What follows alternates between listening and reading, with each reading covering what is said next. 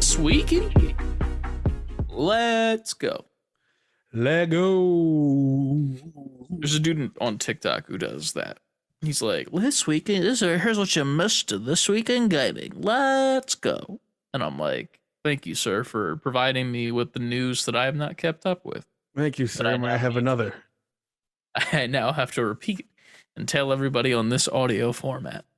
But yeah, man, it's a time right now. We're living. Tizzy. It's a tizzle for shizzle. Yeah. What's going on? What's going on in life? What's going on in life? Life and man. Still on Baby Watch 2022. Yeah.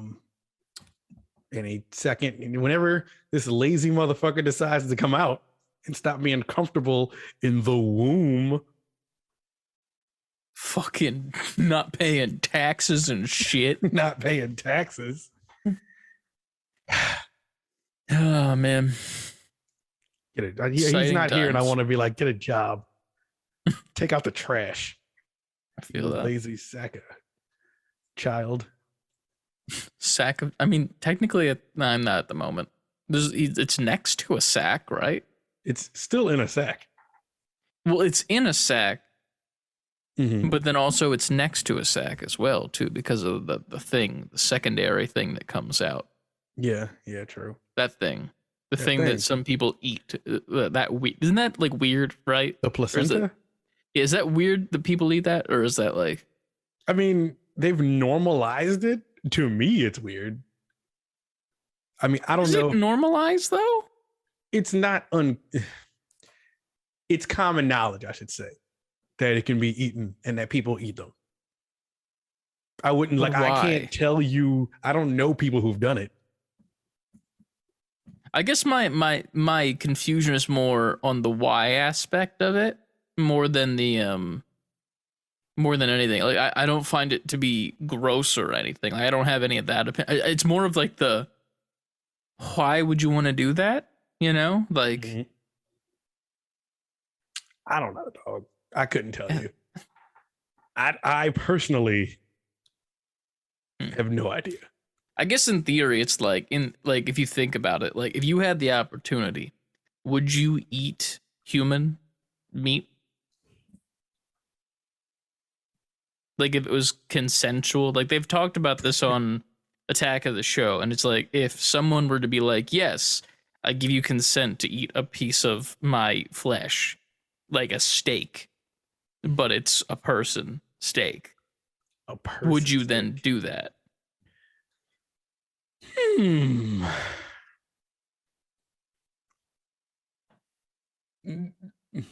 A part of me wanted to just like the curiosity in me is like, what would it taste like? But more of me is like, no, because I feel like I don't want that knowledge. Yeah. Because then what if you like it, you know? Yeah, exactly. Because then like you're gonna be like, well, now I have to get consent to get like this meal again. What if it's and that's probably not gonna happen. So now I need to go on a murder spree. What if it's the best thing you've ever tasted in your life? I doubt that'd be the case. Cause there's also a part of my brain where it's like, in theory, it's just cow meat in theory. It's just the way that it would texture wise. Like I don't think the flavor would be different.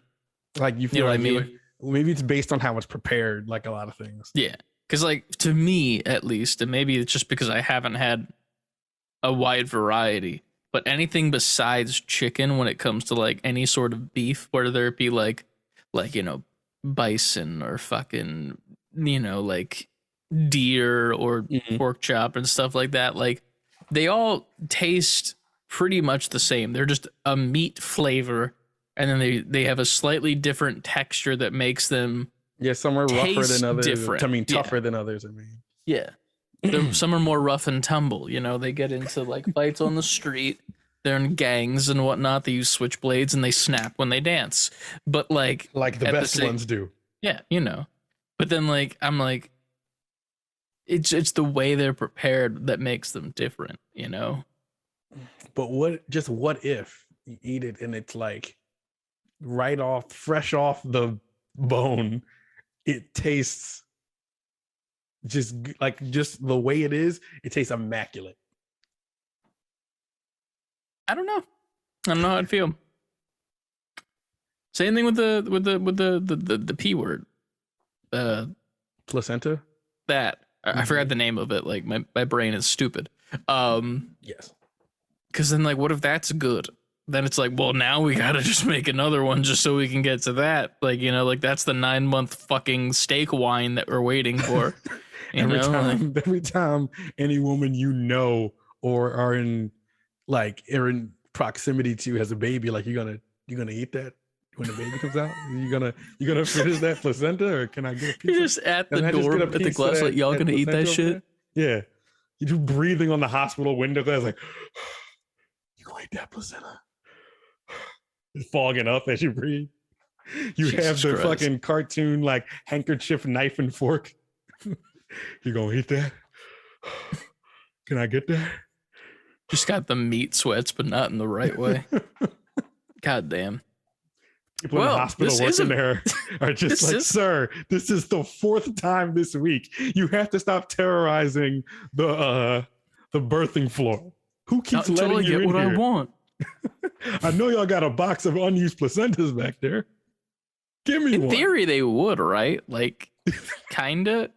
There's just like a box with just like placentas, just the word placentas across the box. Yeah, and then they just send it to, like, you know, Idaho steaks. What are they? Omaha steaks. Idaho steaks. It's going to get mixed up with the potatoes, Chris. Idaho's the potatoes. You're right, like that. Fuck, man. This is a video game podcast, guys. This isn't a potato, it's a placenta. Who put this in here? This isn't a beach lady, it's a bathtub. Yeah, energy. Exactly. This isn't a potato, it's a placenta. They just put it over potato and called it a potato. Potato. That's a Play-Doh version of a potato.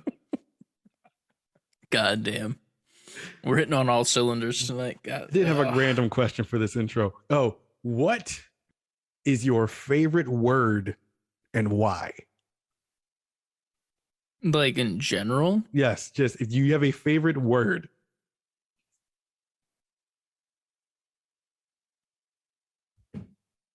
Do you have one? Because I don't have one off the top of my head.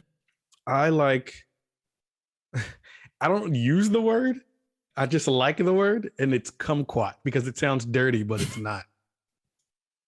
Exactly. Yeah. Kumquat sounds like it should not be a normal word. It sounds like kids should get in trouble for saying it. But kumquat is like a fruit, right? I don't fucking know. You're asking the wrong person that question. No, Google, let's do this. I don't eat fruits. I don't know, like, words. Kumquat. Definition. Overview.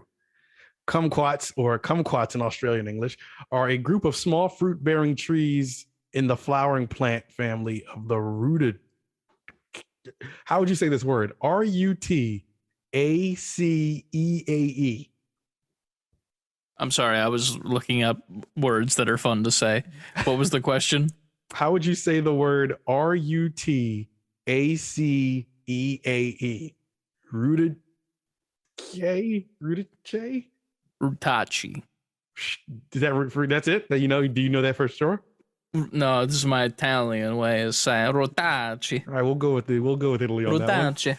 From the flowering plant family Rutaceae, they were previously classified as forming the now historical genus Fortunella, or placed within citrus. It's a citrus plant. It's a small group of small fruit-bearing trees.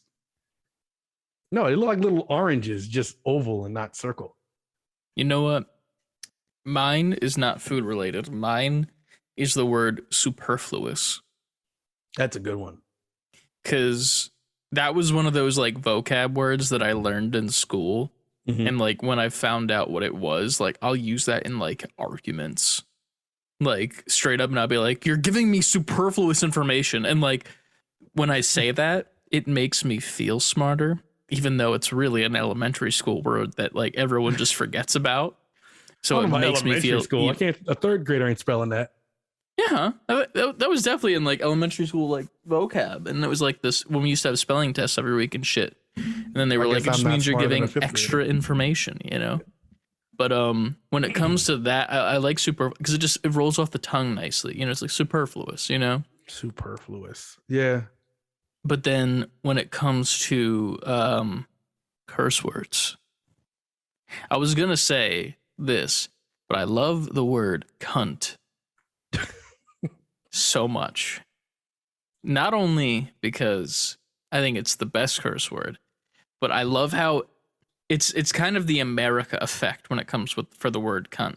So like if you think about it, America is kind of ass backwards with a lot of things it does, even in current day as of recent news. Of course. But like our measuring system, like the way that we measure stuff in like inches and shit, stupid compared to like centimeters and millimeters, because it's all like you just multiply the shit times 10 and that's how you get the fucking answer, you know. And then Celsius, I don't really know how to read that, but apparently that's easier to read. XYZ, the rest of the world does it the right way, except for America, who does it the wrong way. And then when it comes to cunt, everywhere else in the world, they're just like, comes to cunt, they're just like, ah, you cheeky cunt, like, you know, like, oh, you're right, cunt. But then it's like you're calling people a cunt like as a friend, and I like that. But then in America, when you say it, it's like the worst thing you can call a person for some reason. And I think it's because of the American accent anywhere in the world. It just makes it cut through everything. Like you literally taught your Pokemon the HM cut, but instead of cut, it's the HM cunt. What would that HM do in Pokemon? What would that attack do if he used it? Pikachu would stop saying Pika P and he would just say cut, like really loud and aggressively, like any gym leader. It was super effective. Oh yeah, and then just emotional damage. But yeah, Arbok suffered emotional damage and fainted.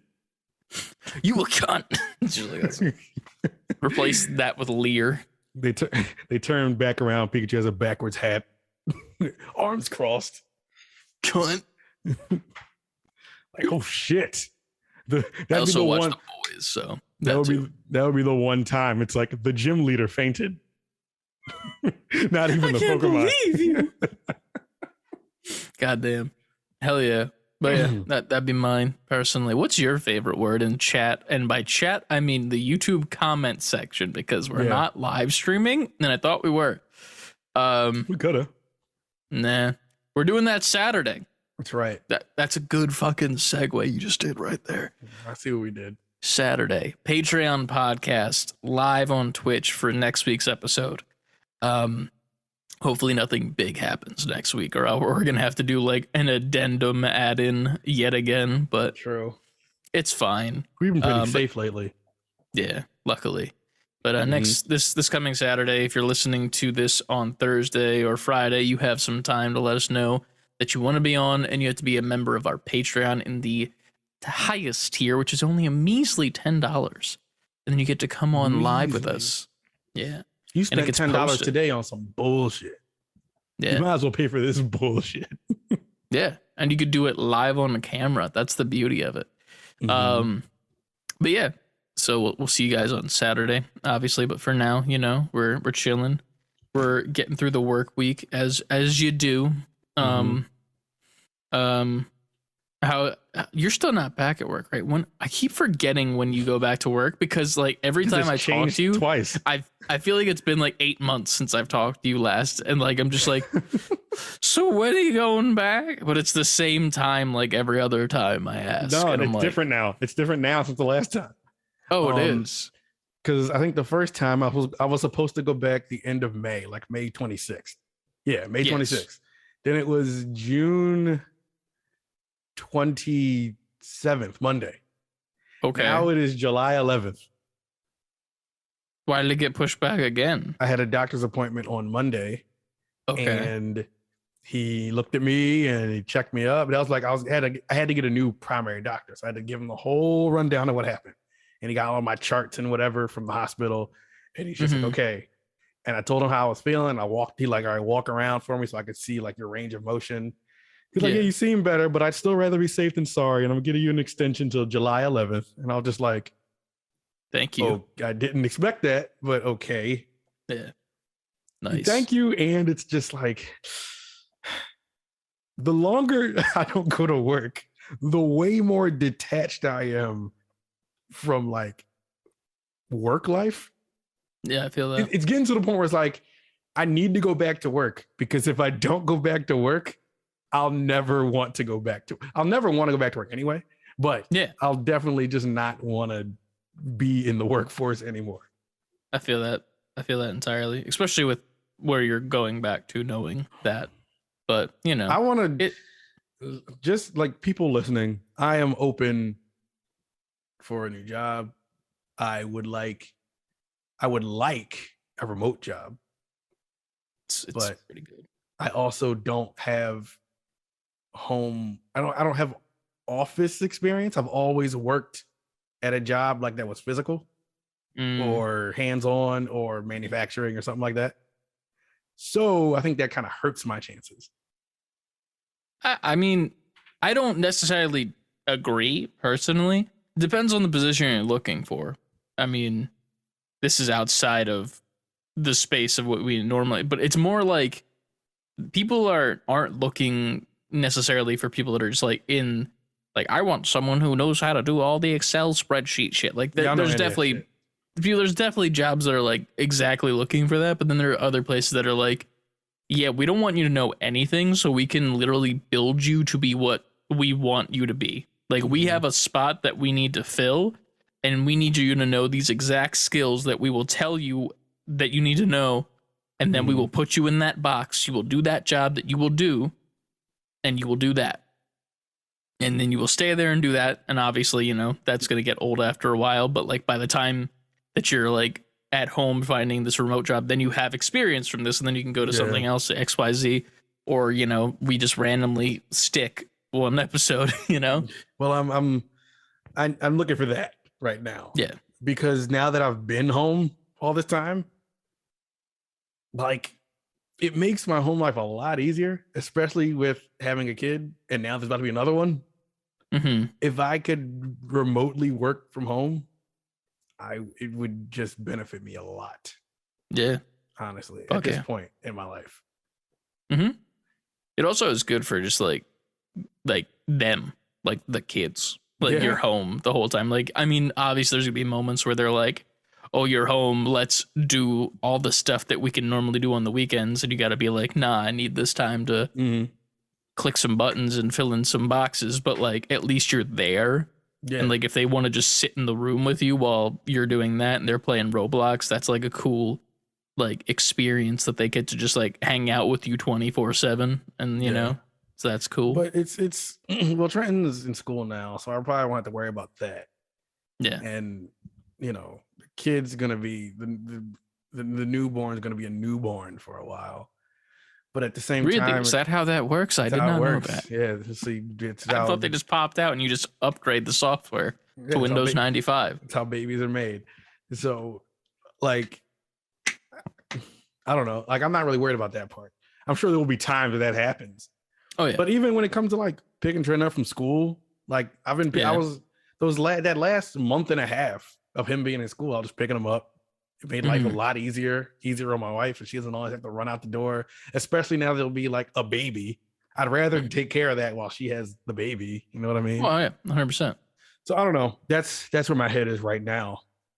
Unless this pops off, that's also an option. Universe. Like, comment, subscribe, and share. All of those things and more. Right. But I don't know. That's just where I am lately. Yeah. So to answer your question, July 11th is when I go back to work. That is what this stemmed from. Goddamn. Yes. But yeah, man. I got to get back in the mindset of like making content for this channel, because I've definitely slacked a bit as of late. Now that I'm in this work from home position, not that I'm not doing like work in here, but it's like I'm done in the other room, Like, you know, I have like podcasts going all day, and then like I'm doing like all of the stuff I got to do. And then when I'm done, I'm just like, okay, cool. I'm done. I'm just going to play games until the end of the night and then do it again. Like, I haven't gone outside unless I had plans in like 3 weeks. So, like, I should go outside. Hey, I'll start the in-person podcast up again. That, honestly, that'll be like the one time a week I will get out of the house on purpose, and it will definitely help at some point. But, you know, yo, it's all on this kid, man. If this kid would hurry the fuck up. But here's the thing, though. I feel like even if the kid does hurry the fuck up, I'm still not coming over right away. You know that. Yeah. We'll see what happens. Yeah, like, I mean, I'll bring my baby and we'll introduce them. It's 2 to 3 hours a week, one time a week if you came over. True. It's not like you're here every afternoon. I'm like, you're like, Chris is here again. Yeah, y'all would hate that. You would kick me out so quick. You'd be like the pesky neighbor from any of those old sitcoms. There's always like a neighbor that comes in like, hey, family. You'd be like Urkel. Is that that is a bad thing, right? Urkel's bad. I mean, to them, he was. Yeah. He was the annoying next door neighbor. What happened with Urkel? Didn't he like fucking get like punched in the head and then like go in a coma and then become like cool Urkel? What was that episode? Remember? Oh. Remember he got like he did. I thought he got like bonked on the head or something. No. Like, it was like some sort of coma situation. Like he got hurt and then he became back as like cool or something. No, he invented a chamber which would extract the nerdiness out of him and make it just cool. And he walked in and came back out, and he was no longer Steve. He was no longer Steve Urkel. Stefan Urkel. And he was just super smooth. He was just Jaleel White. He turned from Urkel to Jaleel White. That's good. Jaleel White was in something like a movie, and I forgot what fucking movie it was. It might have been Big Fat Liar. He was in a movie recently. He was in the new Adam Sandler movie on Netflix, the Hustler movie. I need to see that basketball coach dude. Yeah, he was in that. But he was in this movie as like himself, as like Jaleel White, and then like I think it was Paul Giamatti's character who was like the shitty director in Big Fat Liar, who like was like, "What's up, Urkel?" He's like, "My name is Jaleel," like, and he like had to like ingrain it until he's like, "Yeah, whatever." Urkel, like, and like pushes him away and then goes in the swimming pool and turns blue, you know? Yeah, that shit. I think it was that one. I could be wrong. But it's an old ass movie now. Yeah, Blue Man. God, I love that movie. I wish I could watch that again. Maybe we're supposed to have a movie night this Sunday at some of the friends' house, and we're all supposed to bring like a movie that's like, I don't know if it's supposed to be bad or good or like one of those types of movies where it's like nobody's seen it, but it's like you like love it from your childhood type shit. And like I'm still trying to figure out mine because there's so many. But then at the same time, I want to pick one that's not problematic in the year 2022. You know? Because like I'm looking at these movies through like rose tinted glasses. That could be part of the charm.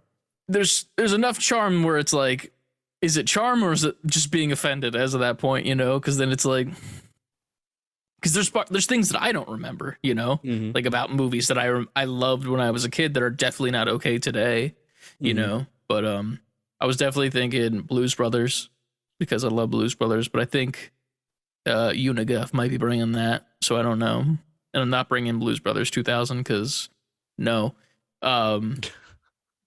And then I don't know what else there is. What have you thought of any like that? You're like, hey, maybe I'll bring this, or it came across your mind.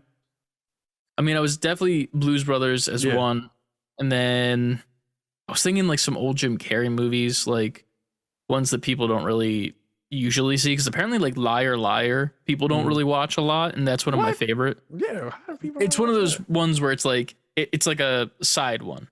Like people see The Mask, they see Ace Ventura, and then they see The Grinch, and then like that's base level shit. But then on the side, you have like your Bruce Almighties, which are like kind of up there. You got to bring Liar Liar. You got to bring Cable Guy. Cable Guy. Cable Guy, I like. I learned the facts of life by watching the facts of life.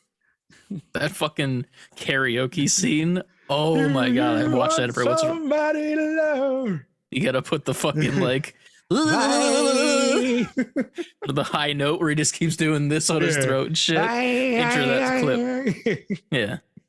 And then at the end, what's his name? The dude from Godzilla. Ferris Bueller. Yeah. What was his name? It was Stanley Ipkiss in the movie. No. Stanley Ipkiss is the mask. That's the mask. Fuck, I don't think the name from that guy, from the Cable Guy, is anything actually reminiscent of anything. I'm surprised I remembered Ipkiss. Stanley Ipkiss is very memorable because they say it a lot in the movie. That's probably why. Yeah. They keep saying his name. Ipkiss. Yeah. But yeah, I got to figure that out still. I don't know. I have like a whole entire wall of like old DVDs and shit. There's a part of me that just wants to bring Dragon Ball Z Broly. And like it just has like it's like the American version though, so it has like Linkin Park and like all these like Christian rock bands playing music in the background of dudes just screaming and fighting each other. But no, I don't think I'll do that. When does Superhero come out? Superhero? I think it's already out. It's in theaters. In America though, I think it comes out here in August. No, it's already in theaters. I thought I saw. Nah, I thought I saw. Well, it's not the English dub. That's the one I'm talking about. I don't want to see that. I want to see the with the subs. We already went through this. I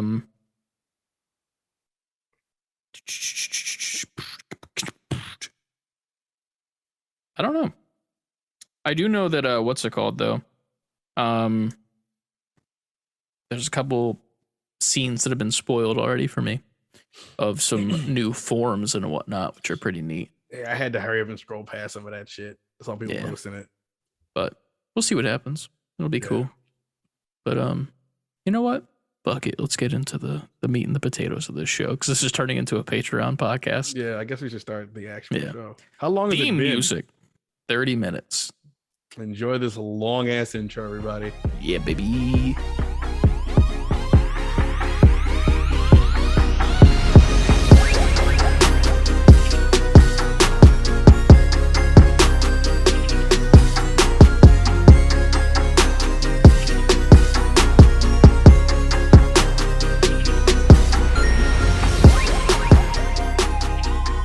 I think it's you this week. It is me. It is me turn. The kumquat. Me turn. The kumquat king. Misa turn. That wasn't a voice changer. The voice changer is a hit. It is. And I have people hitting me up saying it. Level up and welcome, gamers, to another episode of Save Before Quitting. I am Ant, and my lovely, lovely, lovely emphasis on the lovely co-host. On the what? The lovely after the L. Lovely. Oh. Emphasis on it. So my lovely co-host, Chris. Yo, what's up? AKA C-Pain. I'm C-Pain. You know me. That's all you get. Okay, yeah, you're right. I should probably switch it back though, because I'm definitely still in trap mode. Here we are. Trap mode. Trap mode, baby. I'm back favorite to mode normal, that right? you stay in. Yes, you're back to normal. Cool. Sometimes you get in trap mode, you just can't get out. I'm Chris. Hey, Chris. Welcome. C-Pain was here. I don't know if you saw him walking out as you walked in. No, he doesn't walk. He kind of just like he just floats on a cloud. Yeah, he floats out real quick, and he just drags his foot behind him a little bit because he's just got that much swag. I've never seen his actual eyes. He always has shades on. I know, right? I actually lost those sunglasses. I need to find them. As always, save letter B #4 quitting on Twitter, Instagram, TikTok, Twitch, and YouTube. That is right. Titty. Take it right here, and I throw it out the other side. Got you. It's gone. You. Titty gang all day. Buy the merch. Save Before Quitting, all the way spelled out, at gmail.com and savebeforequitting.com. merch, what we're doing, links to all our shiznit. Down in the description. I don't know why I turned into a child for that. Down in the description. The description. Down there in the description is where you can find all the stuff down there. There, I'm back. I was scared for a second because Should be. No, because I thought that the titty monster didn't show up. What titty monster? What's that?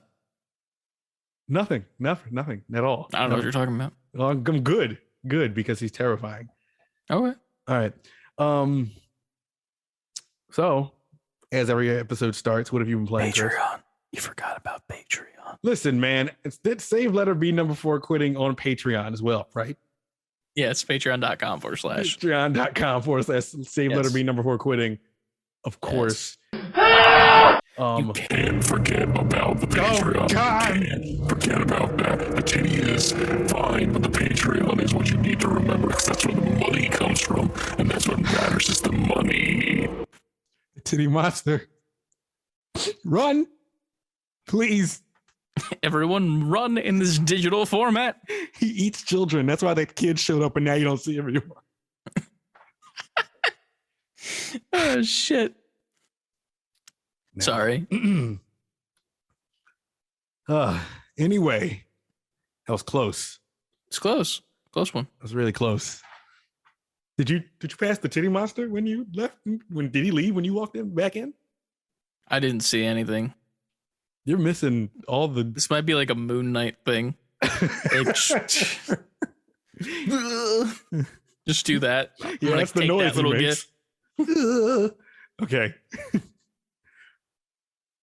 Sign up for Patreon, multiple tiers. This is Saturday live episode. This Saturday live episode with all our Patreon people. That should be a fun time, as it always is. Chris, I'm stupid right now and shaken up by the titty monster. What are the tiers on Patreon? Can you remind us? So we got the standard tier, which is just a little bit of a $3 little tipski that you can throw at us, little coffee cup a month. That pretty much just gets you you just get to support the show, and we'll put your name at the end of the video. I think that's the two things that you get. Then you have the deluxe tier, which is the $5 tier that gets you 2 extra podcasts per month that are just extra bullshit. If you like anything that you heard in that intro, imagine that, but about 2 hours long. Yeah, pretty much. So that's pretty much it. You get 2 extra hours of that. Well, 2 times 2, so 2 episodes. Math. You get more content from the boys. And then at the $10 tier, which is the collector's edition tier, you get all the stuff before, but you also get at the end of the month the opportunity to come on the main podcast, which is what we're doing this Saturday. So if you sign up beforehand on Thursday or Friday for the $10 tier, you can get on this Saturday. You can do the things. So, yeah. And we'll bring you on if you want to talk about a specific game, you want to ask a specific question, if you want to just bullshit. You got to do that too. Yeah, that's about it. Now that all that's out the way, what the fuck have you been playing, Chris? I have been playing so many games. I've only been playing games, it feels like, since I've started this work from home job. Honestly, I need to stop playing games if I'm being straight up and have somewhat of a life. But as always, I've been playing a little bit of Fortnite. New season's out. It's fun. Playing with a lot of people over on Twitch, and then also just casually on the side. Doing a lot of the no build. Haven't really played any of the regular Fortnite ever since they added no build in, because it's just fun now. It's pretty interesting. I actually picked this up at the comic store. Let me show it real quick. There's a comic book that came out. It is a Fortnite branded comic and Marvel for like the event that just happened called Zero War. And I didn't know this, but this is also in like a slipcase that's sealed that I'm probably not going to open. I don't really plan on reading it. It was one of those ones I'm just going to hold on to for a bit because I like the cover. Yeah. Apparently when you open it up, there's a code on the inside for a free skin in Fortnite. Funny part is I bought that comic And then I also 2 weeks prior to buying that comic had already bought the skin in the store of Spider-Man. So here we are.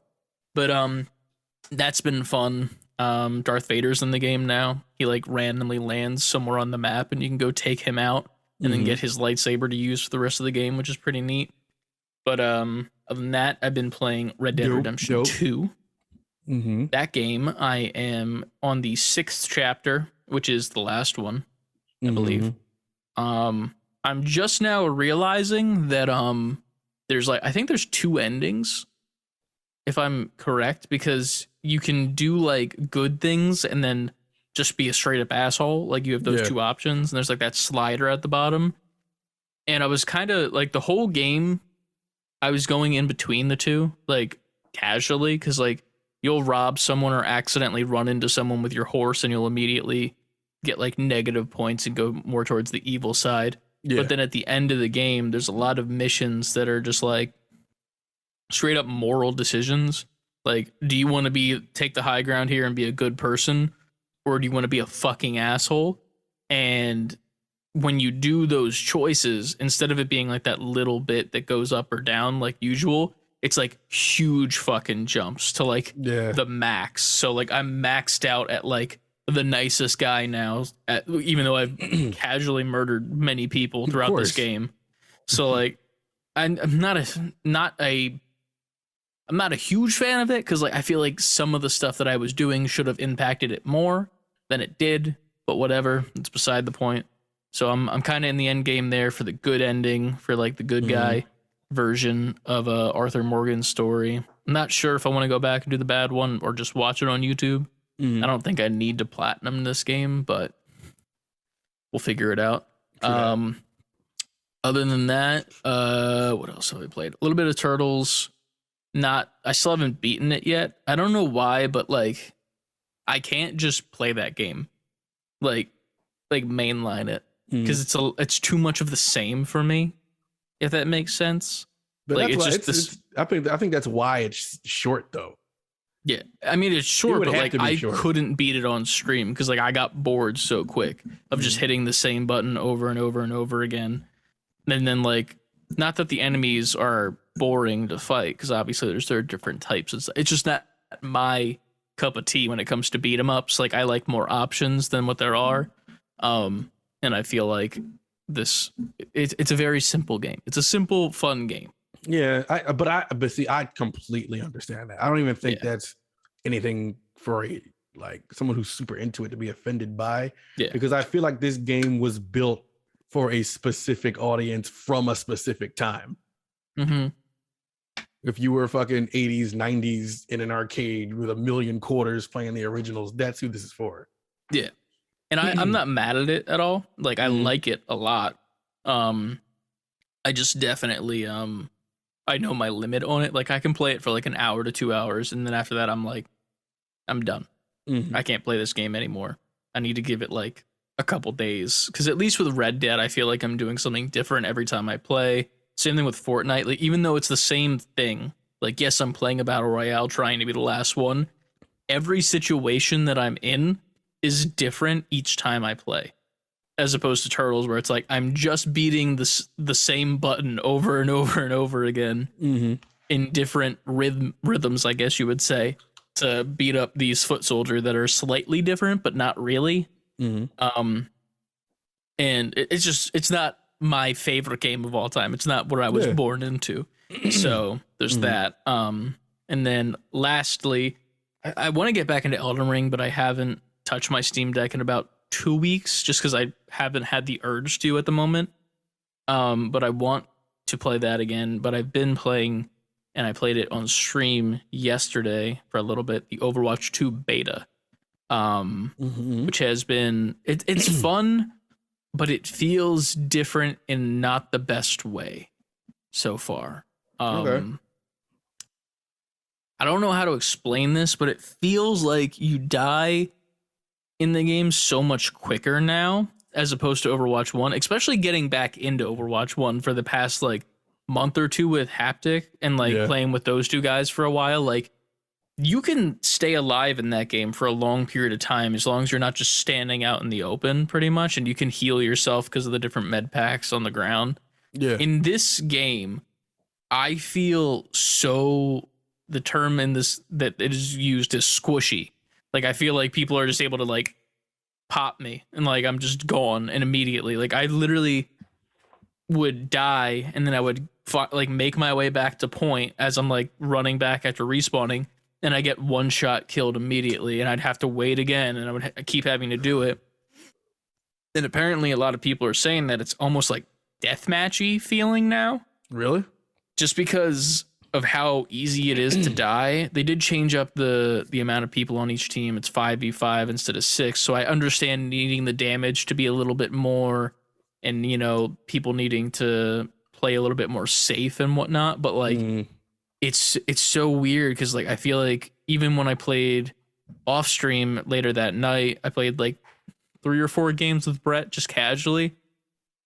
And it was, we were trying so hard, and I feel like we didn't really like do much that was worth a damn, and we lost so many games, and I was just like getting like pissed because like I'm trying my hardest here and nothing's actually like working. So that was kind of annoying. That really pissed me off, and I was having a bad time with that, but it wasn't the worst, to say the least. I wasn't like, I'm not mad at it. I like the new 2 heroes.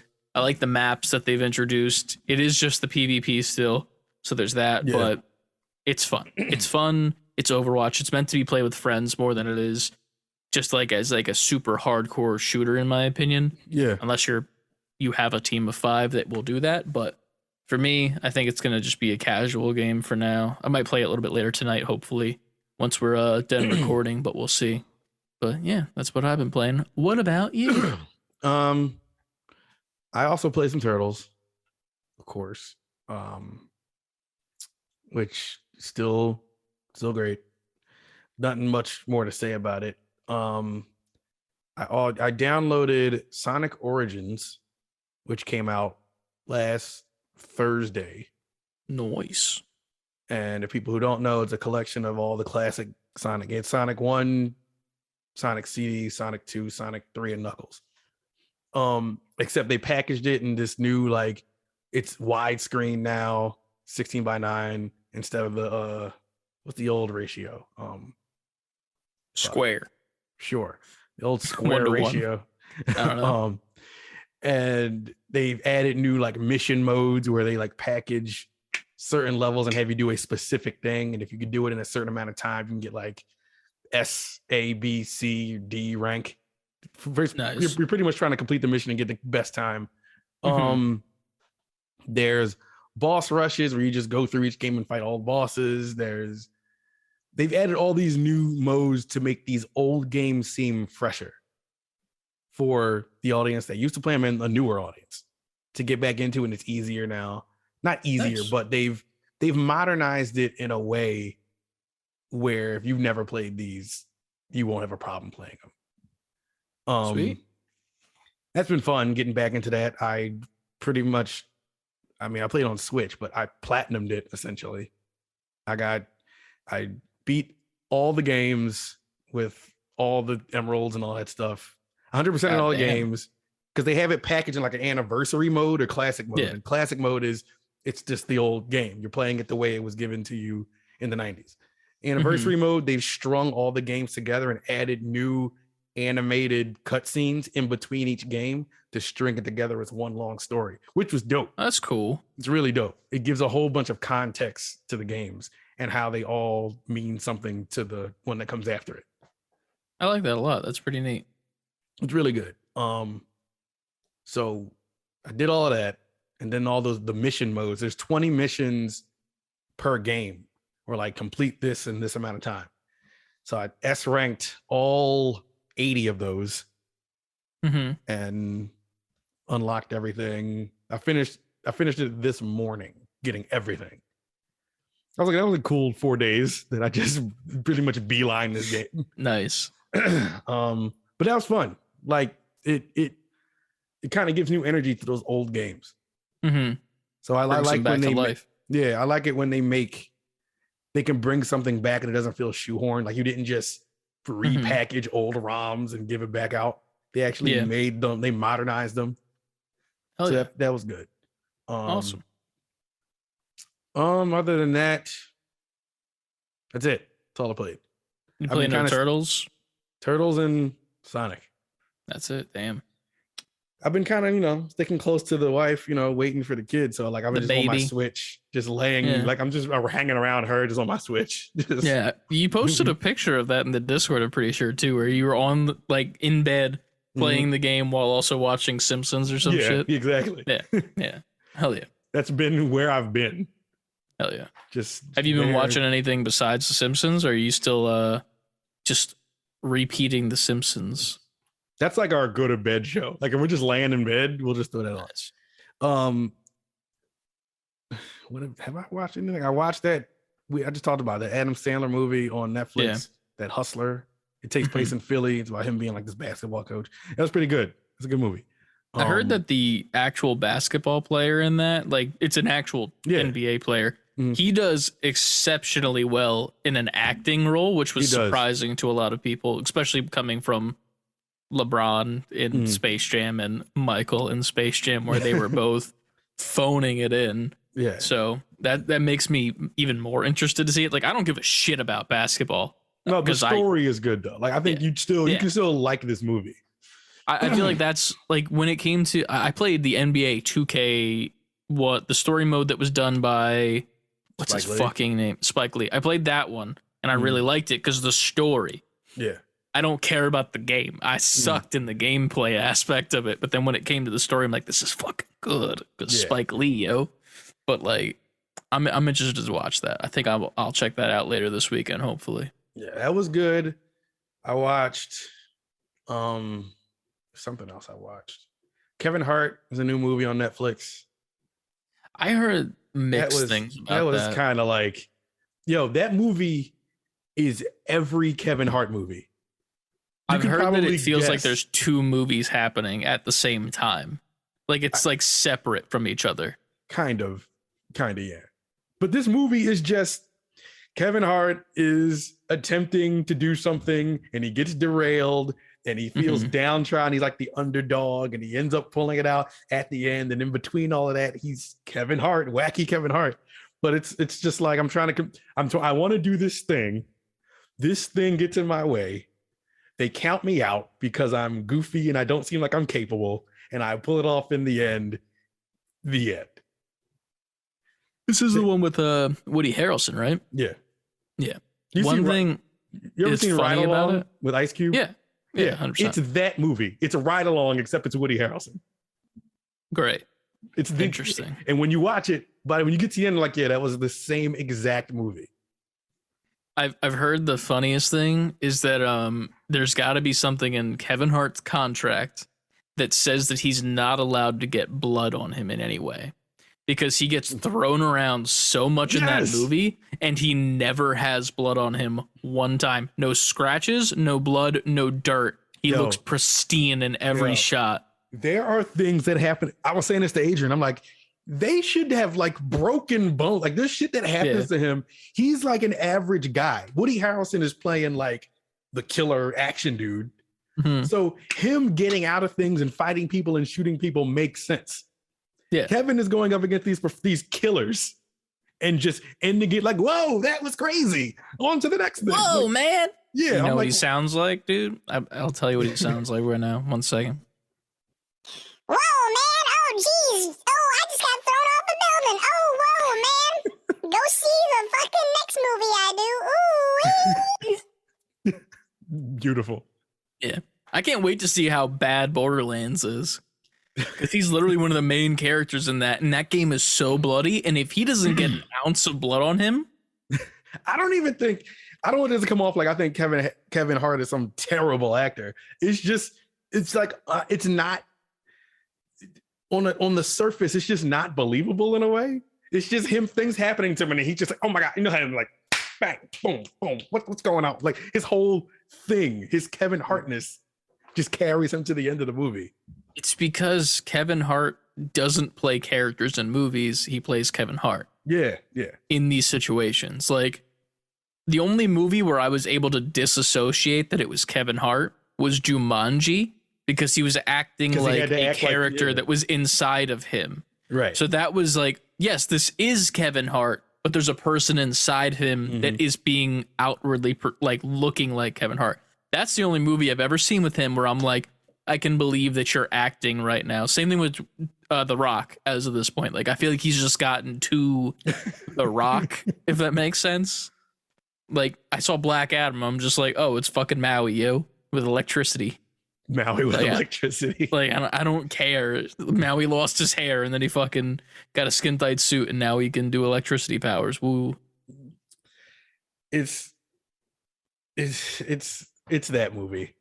Yeah. It was still a fun watch. Like, you just something you turn on while you're just eating some food. It's that. It's a nice, just on the couch, you're eating some food and you have that on. Early 2000s action bullshit. Yeah. It's not, I wouldn't even say it's bad. It's just, you just know what it is going in. It's still a fun movie. Yeah.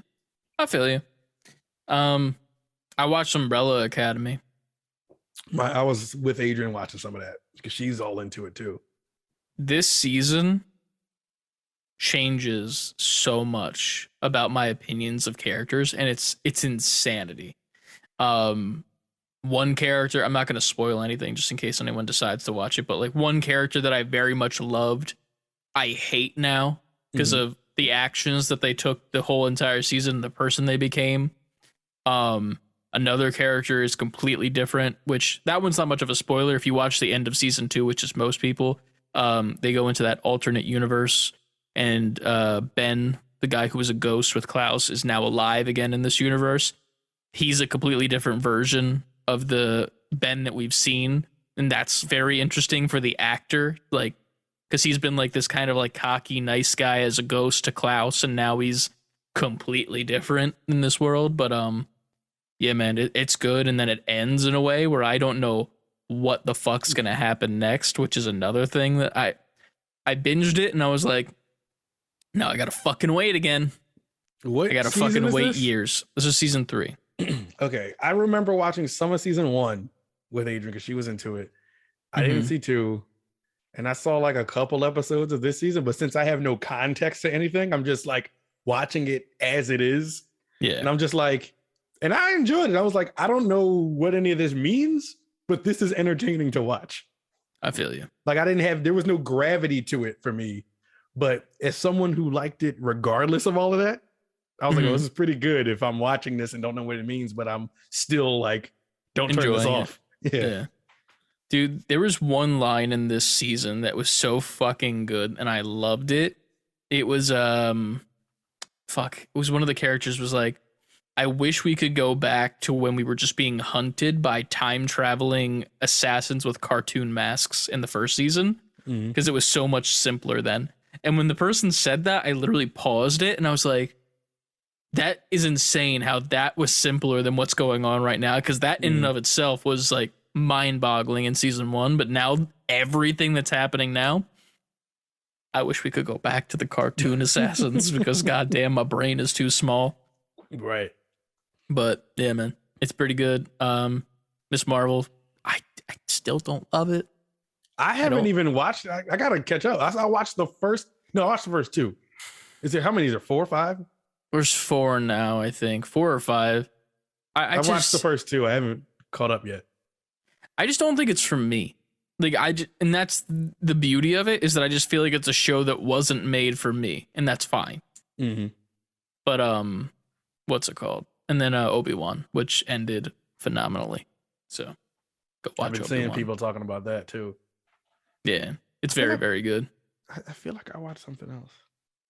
Oh, Puff Daddy, or Diddy, as some people know him as, has a doc on Netflix about his Bad Boy tour, which is really good look behind the scenes of putting together a tour with such a magnitude and different artists from like the 90s up to now, and then Diddy being this icon in hip hop music and just music in general, and how big he is and what he's done for the culture. And it was really good to watch. As someone who like kind of is super into like that world, especially someone coming from audio and music like me, it was just like it's.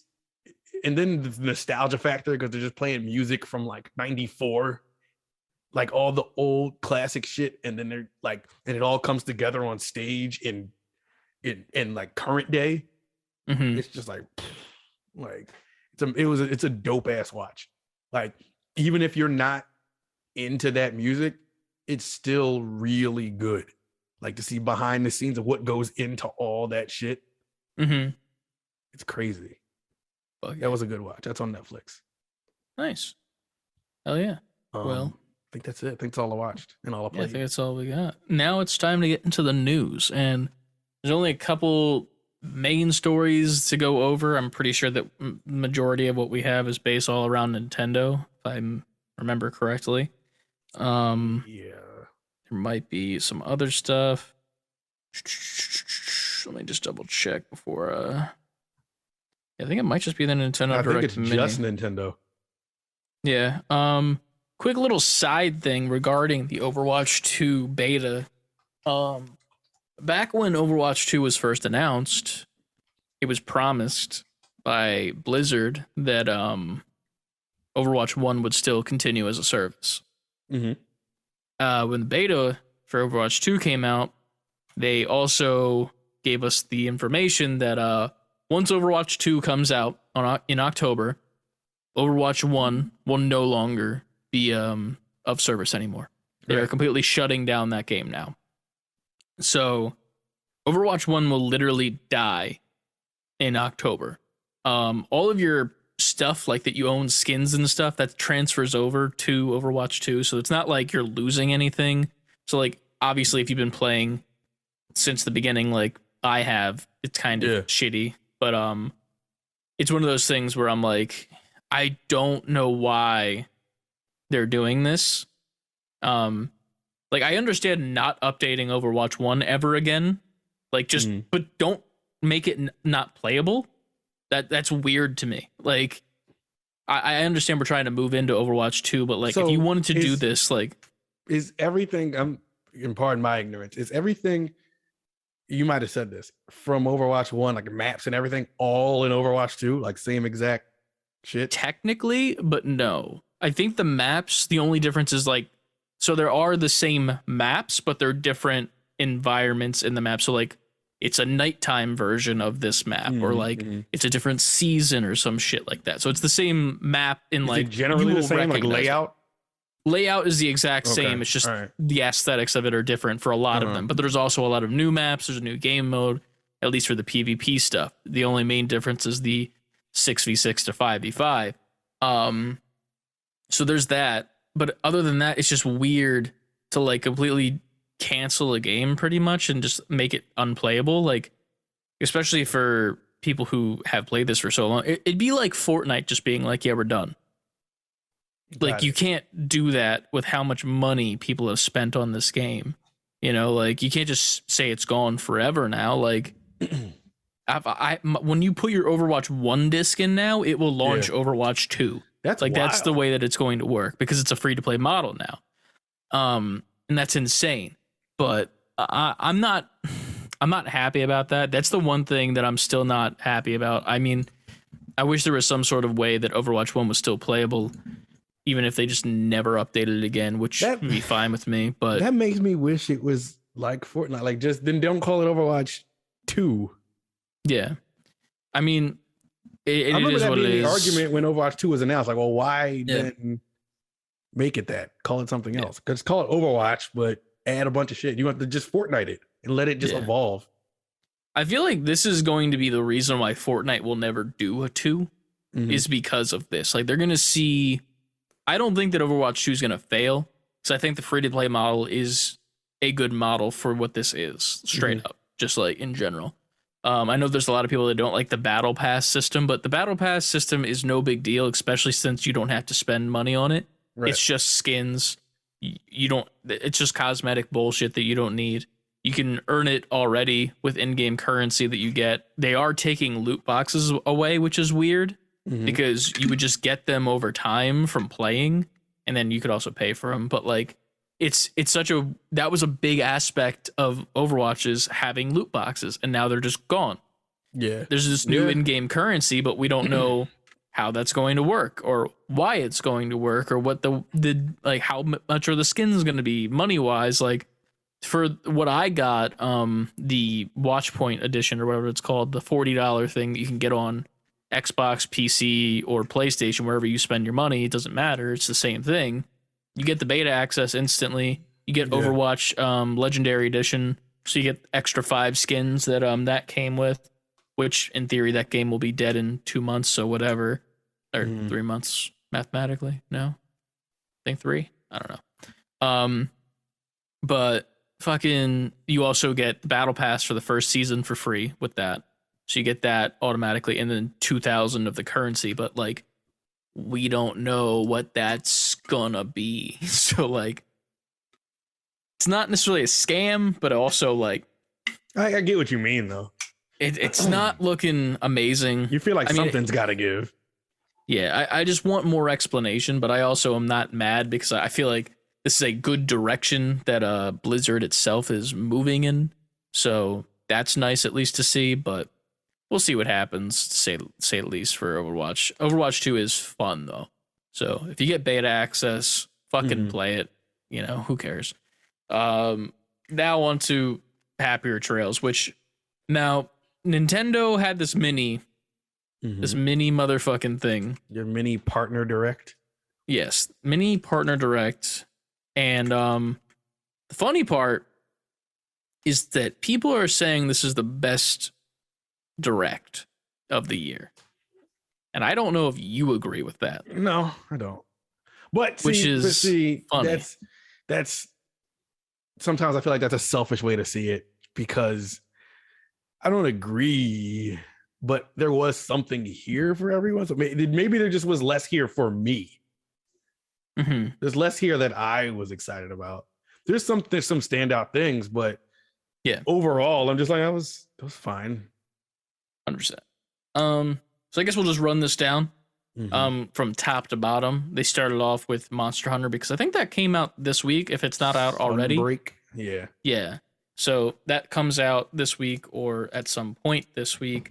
Bunch of updates for that. The demo for Sunbreak's available now and whatnot. And then Monster Hunter Rise is June 29th. So today it came out, actually. So there's that. Nice. I'm not a Monster Hunter guy. You're not a Monster Hunter guy. Not. I don't think either of us ever will be. So not sorry. Like but that is a thing that is happening. If you are a Monster Hunter person, go check that out because I mean it looks good. I just don't like that game. So there is that. Next up, Nier Automata, the End of Yara edition. Yeah, Nier Automata coming to Switch. I've never played Nier. People love Nier. I don't know. Maybe this is an excuse for me to play it. It looks good for being on Switch, unless this is not captured in Switch gameplay. But like for what this is, it looks very fucking good. It does. It does. And people love it. It has an audience, so I'm not mad at it one bit. Is this connected to Final Fantasy at all? Because it's very Final Fantasy looking / feeling. No, it's not. Okay. There was an original Nier bosses, and it had like a cult following, and then this one kind of blew Nier up. Like people, it got a bigger audience. Is this a co-op game too? You can play it co-op, I think, because there's the 2 people. I have no idea. Is it? Did it say that? I don't know. I have no idea. I just saw that there was the siblings that show up and they're like, "Hey, we're here together." Yeah. And that's it. I didn't know if it was like a 2-player game or not, but that looks cool. I don't know if I'll play it personally. It's not really my type of game. I'm not a Square guy. You're a Square who doesn't like Square. Yeah, I'm very much a Square that hates Square. I don't think I'll ever play a Square game and actually enjoy it. At Avengers. You didn't enjoy that. No, I mean I loved Guardians though, so there's one. True. Maybe I'm talking out my ass, but Nier Automata looks okay. It's cool that it's like the I think it has all the DLC with this version, this edition. So that's cool to see. But next up, we have this very interesting, like, stylistic game that's very much like looks like a puzzle game. Black and white, top down, solving puzzles. Called Lorelei and the Laser Eyes. 2023 release date coming from Annapurna. I think it's only coming to Switch as well, which is another interesting thing. Yeah. And it was funny to me that a lot of these announcements and games that were shown off were 2023. And at the top of the direct, they were like, we're going to be focusing on stuff that's coming out in the next year. And I'm like, you said this year, like currently in the next year, like in the year that is to come, you know, not like next year. There's a difference between the statements that you're making right now, and you've lied to us. They knew it. They were being on purpose, like deceiving. Yeah. It sounds good the way they say it. Yeah. But I mean, the game looks really cool stylistically, black and white, and then there's like pink red as the highlight color. It goes from like top down to first person shooter, randomly throughout the trailer. Not really much you can understand from what the actual story is, but it is an Annapurna game, so it's probably some very cool story wise shit. So looking forward to that. Looks good. Next up. Classic characters on Nintendo Switch. Super Bomberman R2. It's Bomberman. If you know anything about Bomberman, it's Bomberman. You can new mode, castle mode, where a team of up to 15 players fight for treasure against a solo player attempting to fight them off. Other than that, it's Bomberman. Bomberman hasn't changed its formula unless he went like 3D on the 64. Other than that, it's Bomberman as Bomberman. I'm gonna let you take the next one too, because I don't know much about these, but it's a Mega Man collection. Metal Man Battle Network Legacy Collection. These were dope. These were games that were on, well, it started on Game Boy Advance. They were like, how would I explain these? It's the closest Mega Man would get to an RPG. It's like grid-based fights. It's pretty much takes place, I guess you can call it the future, but I feel like every Mega Man game is the future. And you're a kid who has Mega Man is now an executable program, and you can plug into like any kind of computer, anything with a computer chip, and load him into it to fight off like viruses or monsters and everything. That's cool.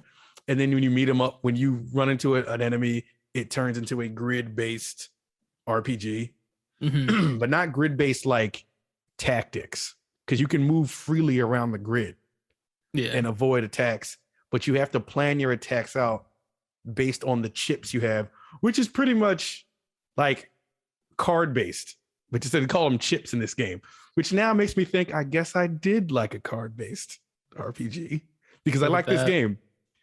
But they're called, I love the designs.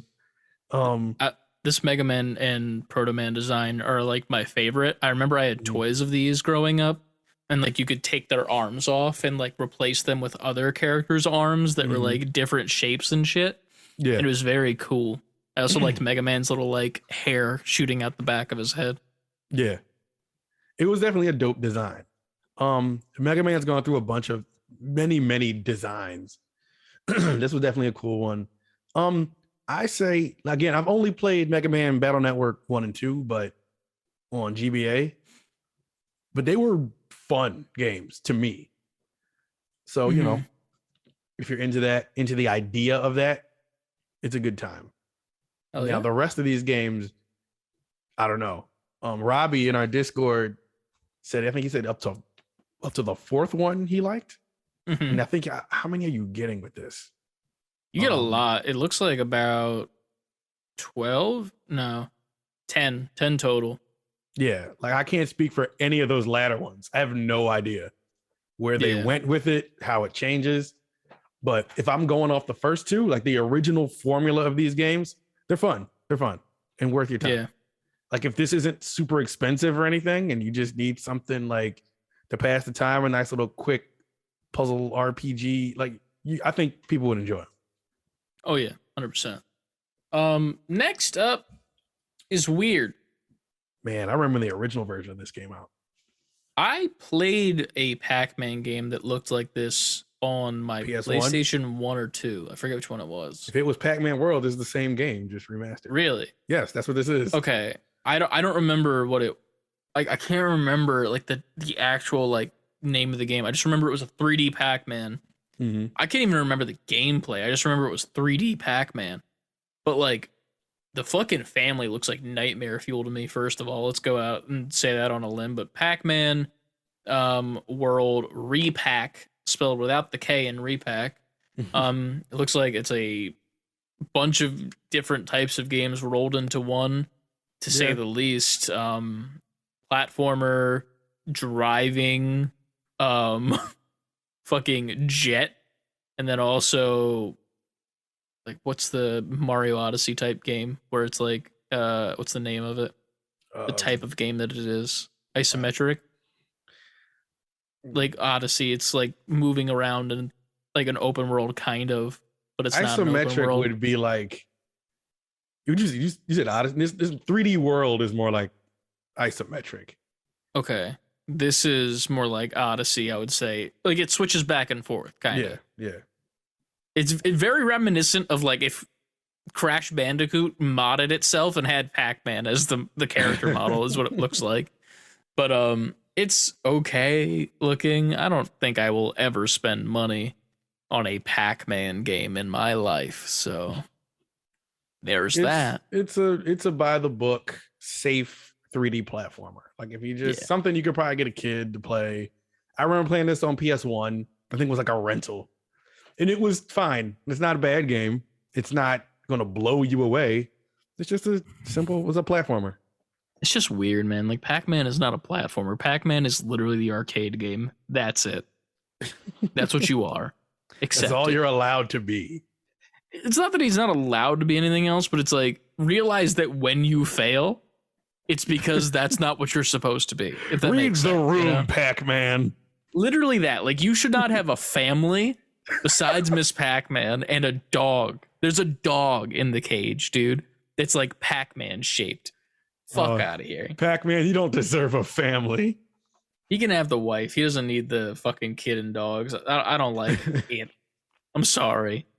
Isn't it Pac Dog? I don't know, Pac Hound. I didn't know it existed until today. Well, not today. When this fucking thing happened. When the whole event did. Yeah. But this next game is the one that I think is the standout. Now this, I saw you guys talking about this. I watched this on my phone, this whole direct. Yeah. And at the same time, I was like talking to Adrian, so I didn't get to I wasn't really focused.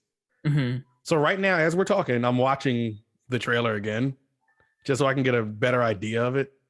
Yes. Because when you guys were talking about it, I was like, okay, I got to go back and watch this now since they're saying it looks so good. Yes. I see a lot of snow. I love the idea of this. So this is a co-op game. Is it pronounced Blanc? Blanc, yes. Okay. For people who don't know, we didn't even say what it was. Blanc. Yeah. It's a co-op game that you can play either like remote with one person or online co-op. You're making your way through this world as this little deer and this little wolf pup, and you guys are like best friends. Like it's kind of puzzle solvy, but also it's just silent and there's no like dialogue at all in the story. You just have to figure your way through it. Very reminiscent of the idea of Journey, where you just got to make your way through it. No sound whatsoever besides just the music that is keeping you alive. I love the idea of this. It's very cute. The style I like a lot. It reminds me of the PlayStation 3 game Unpainted Goose, or what was it called? What was it called? What was it called? Untitled Goose Game? No, it's like Unpainted Swan, actually, I think. Wait, Untitled Goose Game was a new console game. The Unfinished Swan. Got it. From PS3 era. Pretty much in that game, it was just a fully blank white screen that you were playing on, and it was first person, and you would have the ability to throw this blob of black ink, And when you threw it, it would explode on the environment around you, and it would like slightly show you the path and like the environment around you, because like it's all white, but everything that's textured is all white. So like there's a tree over here, so if you throw it at the tree, then a bunch of leaves will get this black ink all over it, like scatteredly. So you have to make your way that way through it. If you throw too many, then it's harder to see. So it reminds me a lot of that style wise. And I really much love that game. And it just looks, it's so aesthetic. It looks like a drawing. It reminds me of the Pixar short Kit Bull. If you haven't seen that, go check that out, because it's probably the best Pixar short that's ever been in the past couple of years. I don't know. It just looks very cute and like chill. Like, I don't think the puzzles are going to be too hard. I don't think there's going to be like fucking like a fast gameplay section where you have to fucking take down a fucking giant wolf that's trying to kill the deer or some shit like that. But I don't know. I like the look of it a lot. Blanc. It does look good. Blanc is a buddy adventure game starring a fawn and a wolf cub. It's a textless adventure game with puzzles and local and online co-op. It's a console exclusive on Nintendo Switch, expected in 2023. The trailer says February 2023. Nintendo Switch, Steam, Epic Game Store. So then it's not a console. Oh, it's console exclusive to Switch, but it's also going to be on Steam and Epic Game Store. Nice. Next up, this game I don't know anything about, but I saw a couple people that were excited about it. People swear by Monkey Island. We're talking about Return to Monkey Island. People swear by Monkey Island games. I've never played one before. I know zero about them. I don't hate the style. I can't tell what's gameplay. If that makes sense. Like, is it a point and click game, or is it like, I can't tell. I can't tell what is gameplay from this. I need to watch like some clips from like an earlier Monkey Island game. Obviously there's some parts where they're just like casually walking, and I feel like that's obviously gameplay in the trailer, but like I don't know what the actual like after the walking is it like a quick time event thing? I have no idea. So I probably want to say it's point and click, or it originated from point and click. Yeah. It looks like very much like early or like very late 90s PC game, point and click, like Pajama Sam type shit. Mm-hmm. At least from the look of it. But yeah, available this year, coming out later, I assume, probably towards the end. But yeah, not terrible. Next up, Mario and Rabbids Sparks of Hope. We got a little bit of a more of a gameplay-esque trailer showing us a little bit of the differences from the last game, and how you can move around freely to do your moves in this tactics game, which is kind of cool. It looks good. Yeah. When they were showing the gameplay of it, I forget who I was watching. I think Beat 'em Ups watch it, like his reaction, and he was saying this is a very boring trailer of like whatever.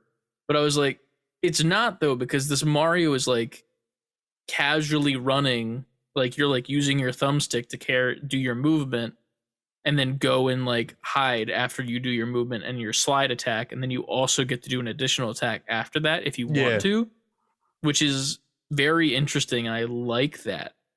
So it makes me kind of want to pick it up, and it makes me kind of hope that that's what the Marvel Midnight Suns game will be like.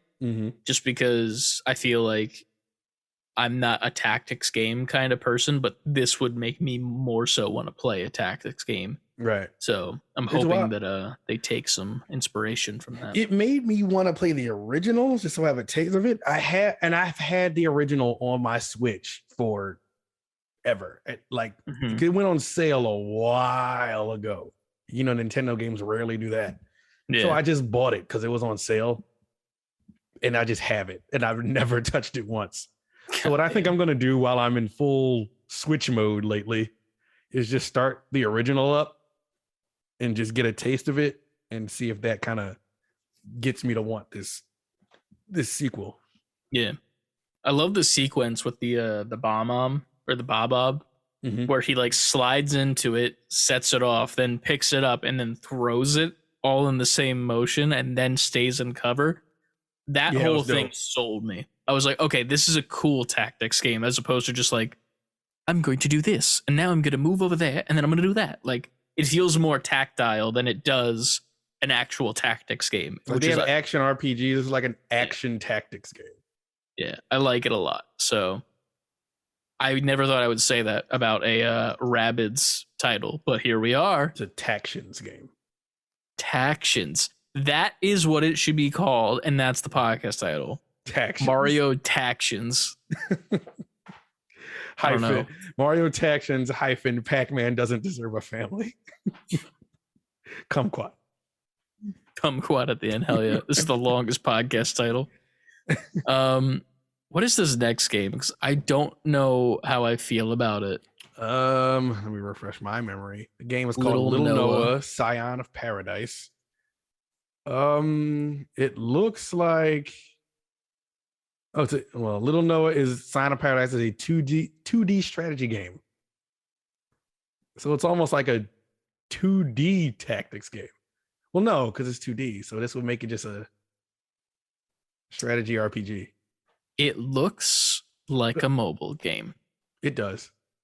But it's not even saying a bad thing, but like, I don't know what it is about it. Maybe it's just the layout of the HUD, but it very much looks like stuff that you can just tap with your thumb as you're playing. Yeah, it does. And I'm not sold on it. I like the designs of the bosses and some of the fights that they're going on, but I'm also like, this doesn't seem like something I'll pick up. If not, it seems ever. like a very active RPG, and by that I mean, in the middle of your attacks, you have a small time limit where you can get off other moves and attacks while you do it. Mm-hmm. Like it looks very fast and fun, but it just has like the visual just looks like, I don't want to disrespect it and call it cheap, but it does look like a phone game. But it's also like platformery. Yeah. It's out. Like, it doesn't look bad. It just Tuesday. looks like it could be on a phone, if that makes sense. Like it would translate well to a mobile outlet if it was not also on Switch, which isn't bad. But so next up was Railgrade. It's a pretty much roller coaster tycoon type game where you build your own train tracks. Mm-hmm. Looks like you're trying to like set up the best like situation in which you can have. I don't know if it's like a delivery based thing where you're bringing like cargo or anything like that, but you just want to make the most efficient train setup to pick up that cargo and bring it to where it needs to go. Yeah, this description says exactly what you just said.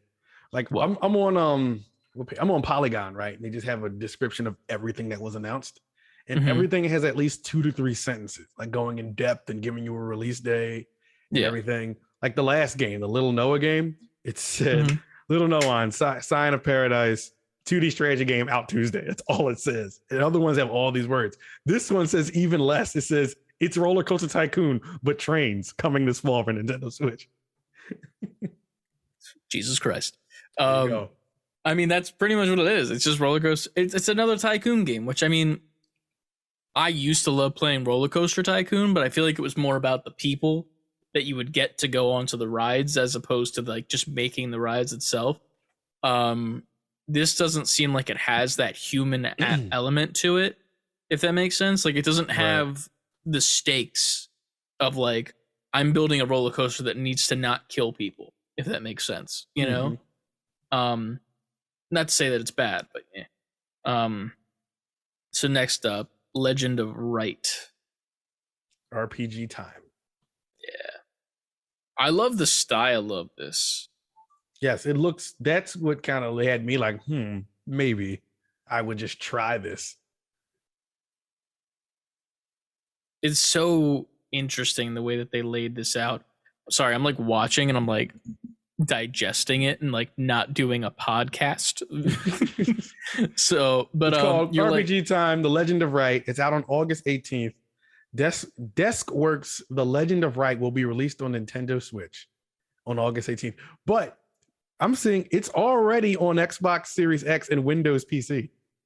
Oh, really? So it's not like a new thing then? No, it's just coming to Switch in August. But if you want to play it now, it's on Xbox and PC. All right. If it's on Game Pass. Game Pass. Maybe.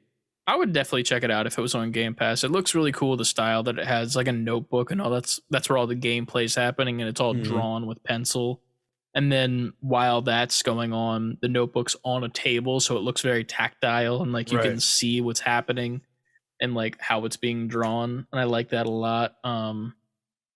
There's even some levels where like Post-it notes are being used for certain areas that are like have cutouts and shit, which is pretty cool. I like when he's in a little car and they're controlling it with a little controller, moving it around the thing.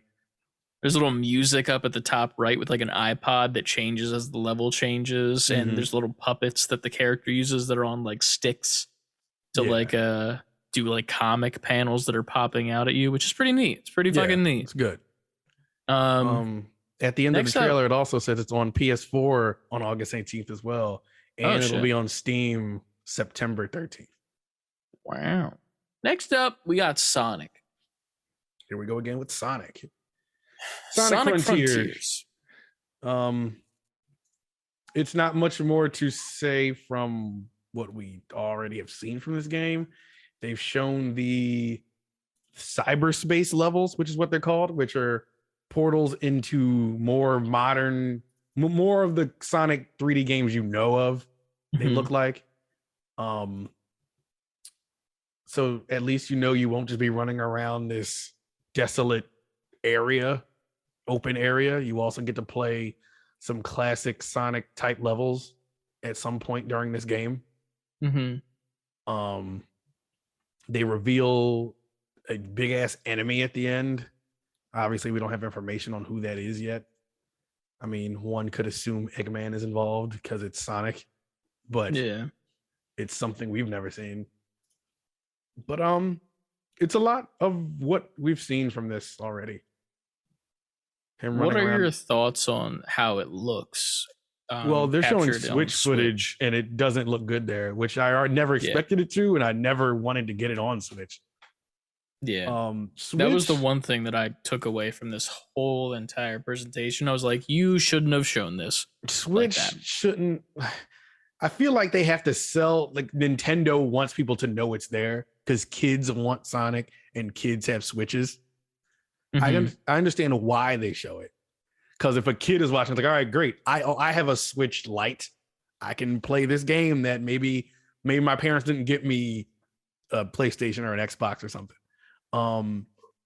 This game to me, like if I had to get this game portably, I would just wait and get it on Steam Deck.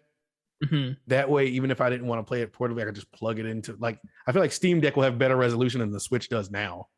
Yeah, 100%. Also, I don't know, like, again, I see why they showed it, but Switch would not be my go-to place to play this game. Yeah, not at all.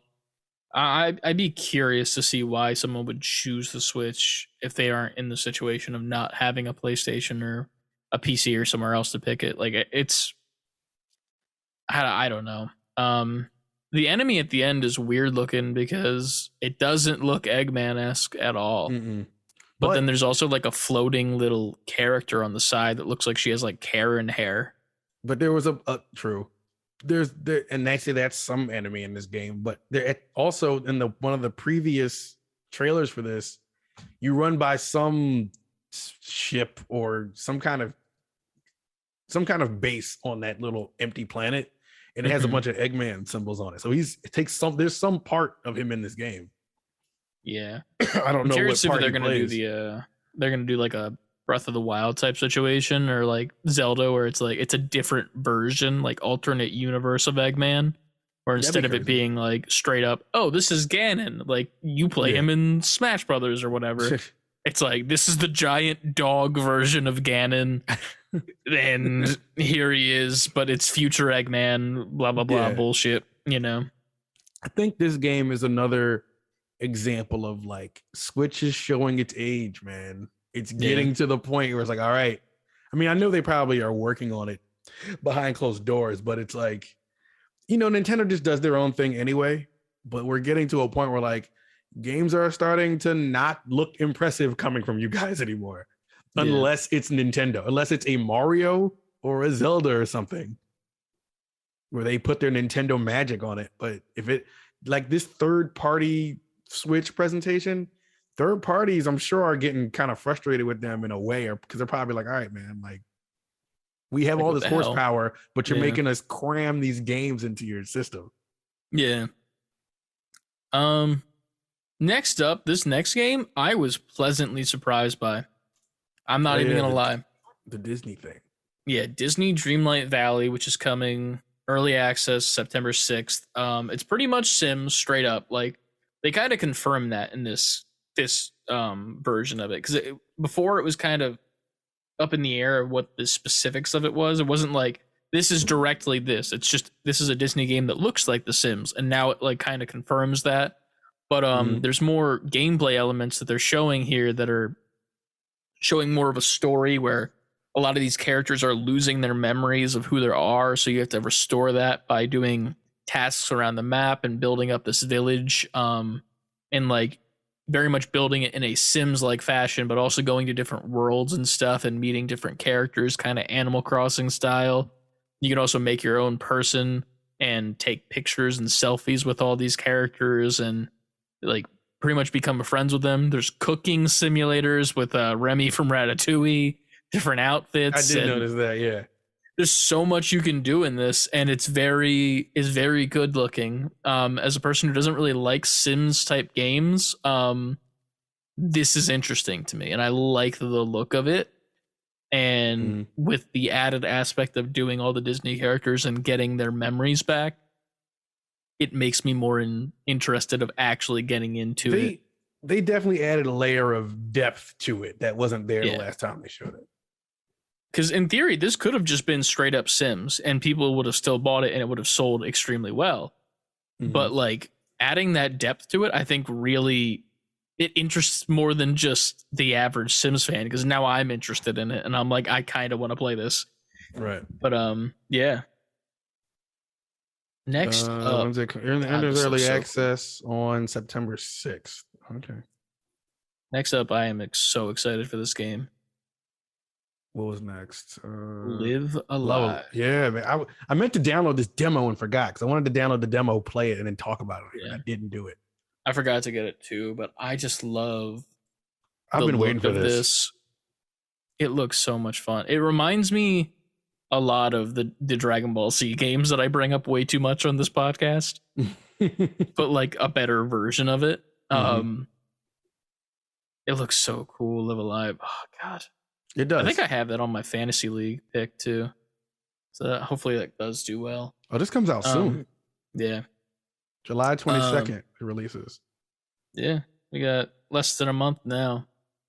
But next up, this was kind of corny, this next game. It's literally Animal Crossing, but just with a Doraemon like filter over top of it. Which Doraemon is like an anime, right? Yeah. Like a manga series. I forget which one specifically, but it's literally Animal Crossing, but with a Doraemon filter over top. We're getting a lot of these now. Like there's a lot of these kind of games. It's not that they're bad or anything. It's just one of those things where I'm like, Animal Crossing is the peak, I think, of what these games are. Obviously, there's a little bit of Animal Crossing type feel in that Disney game, a little bit, kind of, with some of the stuff you can do. But I don't know. This just feels like a straight up like copy paste and then just put a filter over top of it. Or at least what they showed gameplay wise. It doesn't look like anything special. If you're a fan of the IP, sorry, but that's just from outside of it. Looking in, it doesn't look amazing. Next up, Minecraft Legends. I will not play this game. Yeah, no, this isn't for me.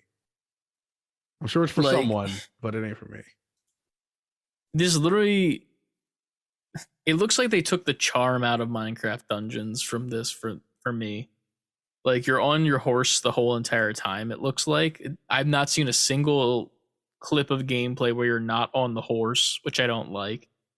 Yeah, it looks like they just took an actual game and put it in Minecraft, and I don't like that. I don't know. They're doing a lot with Minecraft. Not that it's a bad thing. It's just that like they're going to do Minecraft is so huge So they're just gonna run this. Like, do you think you ever get Minecraft 2? Or do they never need to do that? I don't think they need to do it 2. I think they can definitely keep doing these branch off stuff like dungeons that can get a 2, obviously. This could probably get a 2 depending on how much of a story based thing it is. And then there's also like the Minecraft story based stuff that was done by the people from Telltale. I think they did like a Telltale based story mode version.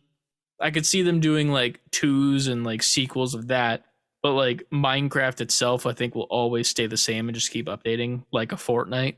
Because it already has like there's like animals in that game that I never knew existed in Minecraft. Like there's bees in the game now. I didn't know that. Like I'm fucking I remember when they added like the cats to the game. Like there was like fucking what are they called? It was almost like leopards in the jungle or some shit. And you would just feed them some like fish and then they would become house cats. And I was like, oh, this is great. That's how it works. I have a cat now, you know? But I think they were leopards. I can't remember exactly what they were called. Maybe they were meerkats or something. But some kind of feline. Yeah, Minecraft I feel it needs to slow down and maybe say goodbye for a bit. But next up, Dragon Quest Treasures. Yeah. This is a game. What is this like I couldn't really pinpoint what it was trying to be. Is it just an online? It looks like a Xenoblade Chronicles, but it's Dragon Quest. It reminded me a lot of Pokemon Arceus, kinda. Like the way that you're using your monsters and stuff to get around and battle, but then you're also battling alongside of your monsters. So it was kind of like the same battle system as Arceus, but you're also doing your own thing on the side, and it looks more freeform as opposed to turn-based. So that's a thing. This looks like a mobile game to me too. Kinda. I feel like it's the HUDs that always make it feel like that with them at the bottom like that, kinda. But I don't know how I feel. I've never played a Dragon Quest game before. Ever. So I don't really understand the world that much. Dragon Quest is, because it's made by Square, who also makes Final Fantasy. Final Fantasy is the more experimental, take risks, wild story, super fantastical fantasy RPG. Dragon Quest is more by the books. If you want just an RPG, a by the books RPG, you have a team of people, you fight a bunch of monsters, you get items, you fight bosses, you fight stronger monsters, you get stronger weapons, you level up. Story that you can actually make out and understand all the way, unlike Final Fantasy sometimes. If you want that, Dragon Quest. It's just like, I just need an RPG I can veg out with for 50 hours. It's that. All right. Technically, if I put it simply, that's what Dragon Quest is. Okay. Next, and that's why there's so many. My bad. I mean, interrupt you. No, you're good. But that's why there's so many of them, because it's probably one of the most pick up and play RPG series of all time. All right. Maybe I pick up one at some point, but for now, I don't think that'll be the first one I start with. Maybe if anyone has any suggestions, drop it in the comments section of what Dragon Quest I should try out.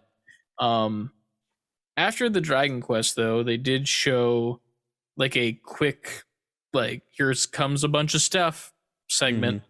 Fire Emblem Warriors, that's apparently available now already. So you can go out and play that as we speak. I'm not a much of a Fire Emblem person either, even though I play Ike in Smash Brothers. So here we are. Next up, No Man's Sky is finally coming to Switch on October 7th. That game is completely revamped, so I'm full confidence that that'll do well, especially on a mobile platform. Hopefully with the scale of it, it's not too much for the Switch to handle. Yeah. Plague Tale Requiem is coming October 18th, but it's the cloud version, so it's not like an actual like regular version of the game. You can kind of tell it's cloud version because of how good it looks compared to the other games that aren't cloud versions. When they show that water, I'm like, okay, this is not Switch graphics. They're definitely streaming, like you said, it's cloud based. You can 100% tell that. Next up after that was Captain Velvet Meteor, The Jump Plus Dimensions. I don't know what the fuck that is. Yeah, but July 28th, so it literally comes out in a month. Looks like kind of like a top-down tactics-based game, I would assume. Can't really tell from the gameplay how much it is. And then I don't know if it's the biggest thing that they showed, but Portal 1 and 2 are making their way to the Switch, which is pretty cool. I really want to play through Portal 2 again, just because how much I love that series. I also want to play the co-op again, because I love how that ties into the main story as well. Right. But haven't had a chance to do that in a bit. But yeah, next after that, next new game is Harvest Stella from Square. This is a game. It is. It's Final Fantasy meets like Farmville. Yeah. Final Fantasy meets From like Stardew Facebook. Valley. Like, yeah, it's very Stardew Valley. Kind of a bit of Monster Hunter mixed in as well too. Right. It's an action RPG, but also a farm simulator and a village simulator. Yeah. I don't know who these games, like the crowd for these, because there's so many of them. I'm like, how many things can you farm before enough is enough? You know? How much wood could a woodchuck chuck? Yeah, like there's only so much you can do in these games too. It's like, I get that you want to, like, you're building something. You're building towards like this giant like community. You're building a farm that's like this giant thing that you've built and waited and put some time into. But like, I don't know how many times I can do that over and over in different aesthetics and different styles before I'm like, this is whatever. Enter Square, where they give you a big, giant, elaborate, strange story to go along with it. So now it's different. Yeah. That's because it's like very November action 4th. RPG. It doesn't look like turn-based or anything. Yeah. But it's farming to the extreme, pretty much.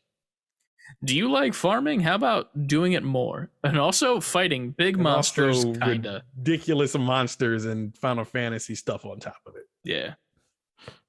Yeah.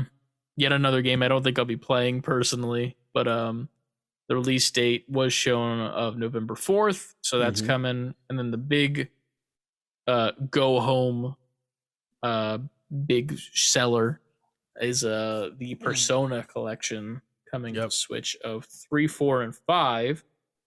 October 21st. It's 5 Royale too. It's not like 5 proper.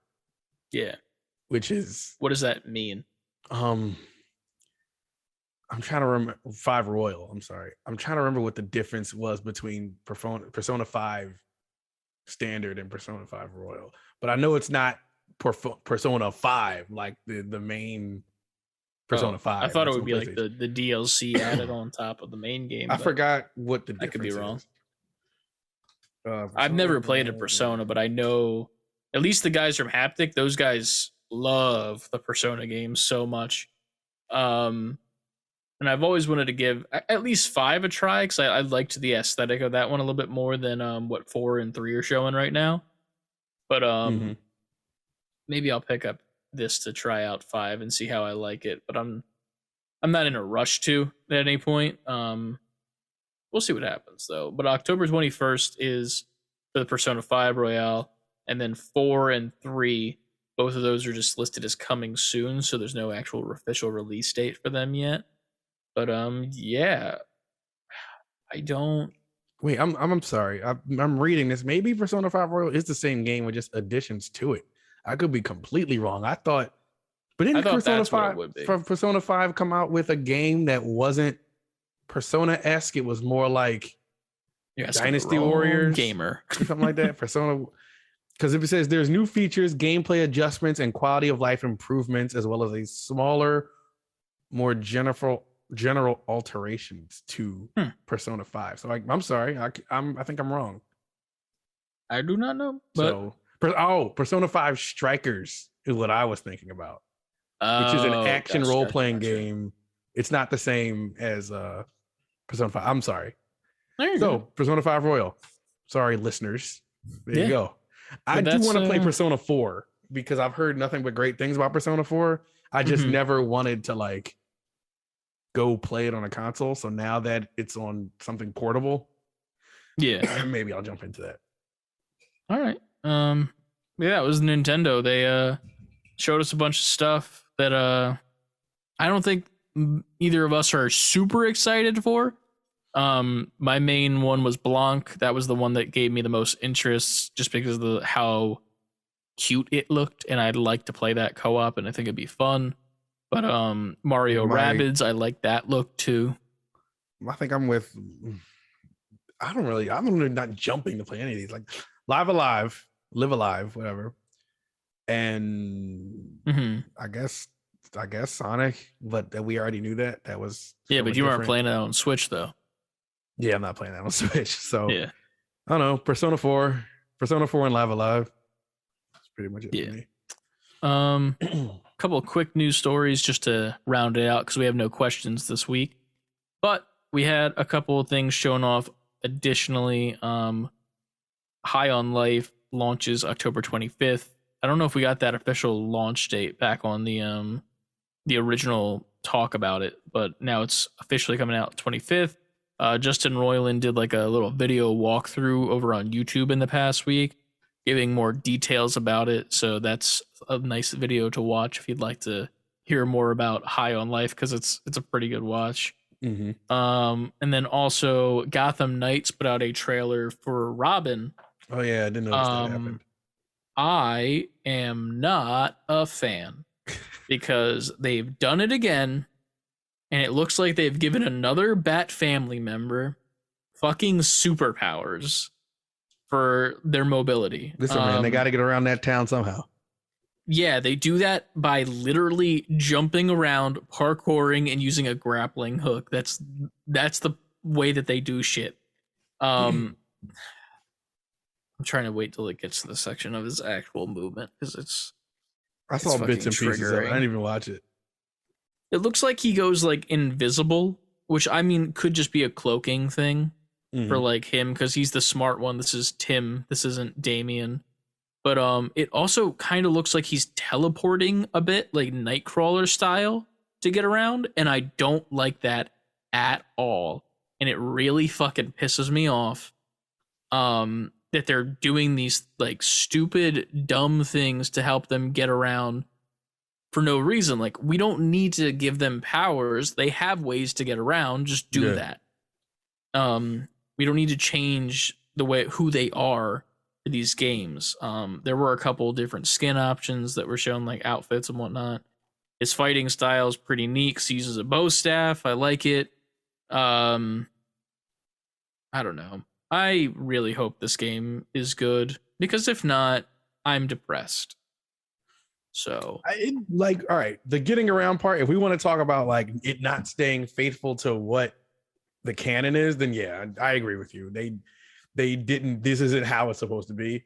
Yeah. But whenever I see like the fights and everything, it didn't look bad to me. Like I would play this game. If it gets just amazing reviews, then I'll just play it. But I would also play if enough people got it. Well, 2 other people, since you can't play with 4 people, which is dumb. I don't like that. That's stupid. It's 2-player co-op. Yeah, my bad. Yeah, 2-player, which is stupid.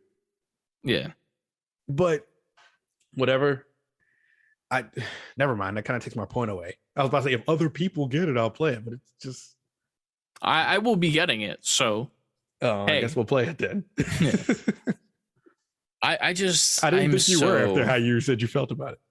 I will be getting it because this is my section of Batman. I've said that God knows how many times, but like these characters are the characters I love in Batman. I don't like Batman himself. I like the people that he's mentally fucked up because of his mental fucked upness. And I feel like that's more interesting than just Batman himself. I don't like Red Hood getting like weird teleportation jumping powers because of the Lazarus pit. I think that was stupid. Whatever the fuck they're doing with Tim here with Robin, I don't like it either. I just hope they don't fuck up Batgirl as well. Mm-hmm.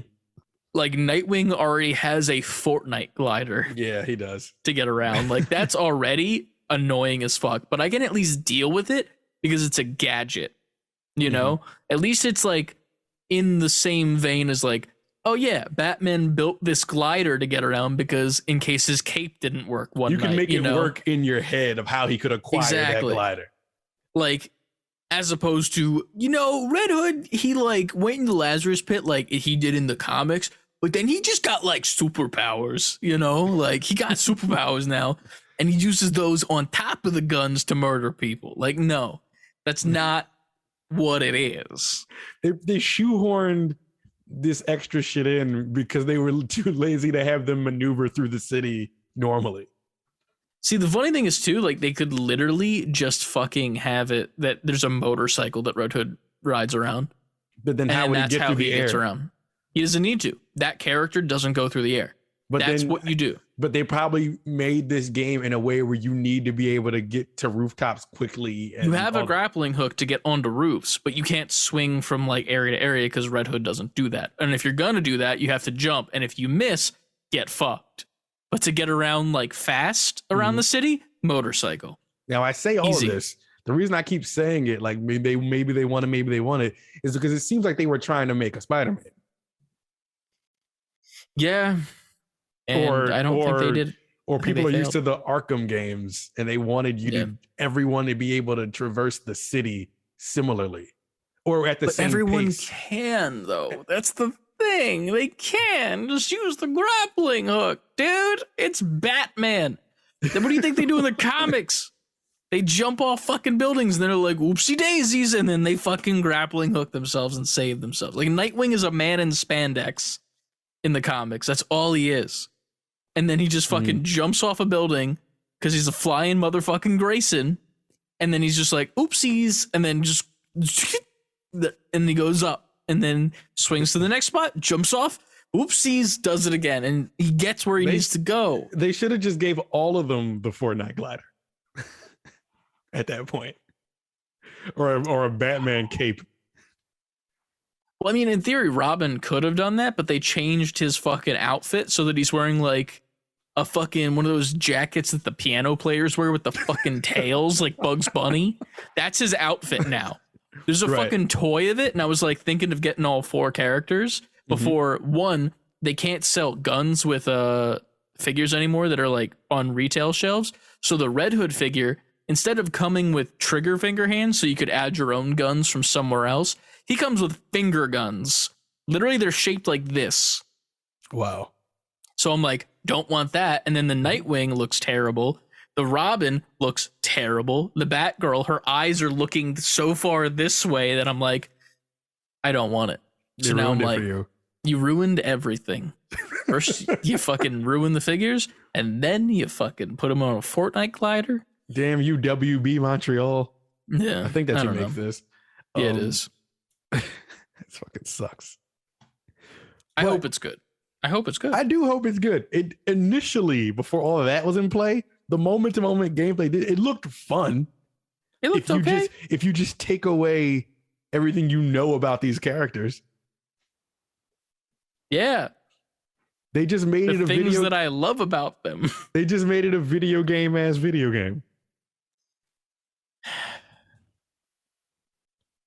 Dumb. Bad. But I understand. What's a good example? If they gave me a new Mega Man but all of a sudden now he just has a straight up pistol, I'm like, nope, no. What if they gave you Sonic, but instead of running fast, he rode a bike the whole time, and that was the only way to get around? I mean, he has a game where he drives a car. Yeah, but like it's a main Sonic game, and the only way to get around is on a vehicle. His legs don't work no more. Gets out the car and walks. Yeah. GTA, but Sonic. Oh, yeah, no. That's terrible. It's horrible. Yeah, bad. This. But how good is the game, though? Even if the character doesn't do what I want him to do, is the game a good game? Like as a game? I don't know. If you play a Sonic game where Sonic doesn't run, is it a good game? It could, if Rockstar developed a Sonic game where he's in a car, at that point, I would just be like, okay, Sonic is in this game, but I have to play this like a different game. I wouldn't accept it, even if it was like written beautifully, because it's just like you're ruining characters that have good lore already, and like there's no reason to change them. And here's the thing: they could fucking the main thing that I just don't like is that this is the Bat family, and they don't need powers. Like the Fortnite glider is fine with me. Like it's definitely a Fortnite glider, and that's what makes it very much like really. But like the fact that you're giving superpowers to characters that exclusively do not have superpowers, and that's what makes them interesting, makes them uninteresting now to me. Like I don't care about Red Hood anymore now that he has powers, because the reason that he was cool is that he's a dude that just doesn't have powers, that was failed by a Batman, and now just fucking murders everybody. Now he has superpowers to do so easier. Like that's not interesting. I don't know. All right, what if last I'm jaded. What if they put Batman or Robin or Nightwing? What if they put him in Red Dead, but the game plays like Red Dead though, and you like Red Dead? If Red Hood was in Red Dead, that'd be phenomenal, because he already kills people with guns. But the he game would was fit. Okay, because he has the guns to kill people. Everyone else, it wouldn't make sense because they don't kill still. But would everyone you else like doesn't. The game because it's not true to the character, or would you like the game because it's a masterfully made game? So you're saying this is Western era, and then there's just modern day Red Hood in it. I mean, all right, I'm confused by the question. We don't have to think. We're thinking of it too in depth. You have, let's say, Red Dead is not a thing, but Rockstar made Red Dead. But they made a Batman game, and it's Batman. And it's Red Hood or Batman. Is Batman killing people? It's someone who doesn't make sense in this. It's this game, but is in this game. Kind of how you said they made a Sonic Grand Theft Auto, but I wouldn't like it then. I'd be like, why are we doing this? But what if the game is really good, like Red Dead is? I'd be confused why they wouldn't just make an original IP, because it just doesn't make sense to use a character to use a character. You know what I mean? Yeah. That's where it would lose me. Like it could be the best game of all time, but I'd still be like, but why did we use this character? There was no reason to do that. You know? It's just Superman walking around the West. Like that'd be kind of interesting. Like if you think about it, because like in the West, what's the only thing that they can use to attack you? It's a fucking pistol and a gun. And he's the Man of Steel, so bullets bounce off of the dude. So what are they going to do to try and kill you? They're going into the fucking mines, into the coal mines, and like getting the black lung, but then they find kryptonite, and they start infusing kryptonite in all the bullets and shit to try and take you down. So it's Superman 64 all over again, where they had the kryptonite bullets that they shot you with. Yes, but it's in like smaller doses because it was scattered across the world. So they're mining for it. And they're finding enough to have those bullets and try and do some damage to you, but it's not enough to kill you unless you have enough pumped into you. But you're Superman. It's like the Superman, the Red Sun Superman. You just wrote the first good Superman game. False. There's never been has there been a Superman game before? What good Superman game is? Yes. I didn't know there was a Superman game, if I'm being honest. Superman 64. Which is I've never played the 64. It's notoriously horrible. It's one of the worst games ever made. Okay. And that's just not me saying that. It's in history as one of the worst games ever made. Other than that, I don't think there's been. Shout out to CLD who had that game when we were kids. And I saw him play it at his house, and I immediately knew, like, I don't want this game anymore. Yeah. I don't think there's been a straight up Superman game before besides that then.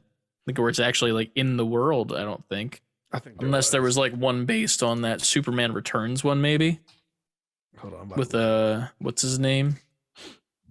Superman video games for Superman. Superman Returns in 2006. Look at that. I literally called that shit. Superman 1999, which was Superman 64. Superman Man of Steel in 2022.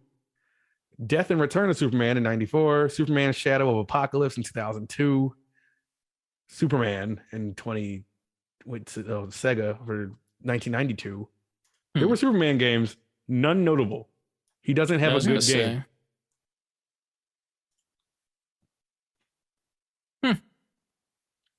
Yeah, I don't think there's ever been a good Superman game that makes sense. No. But a Western Superman will would be get cool. Justice.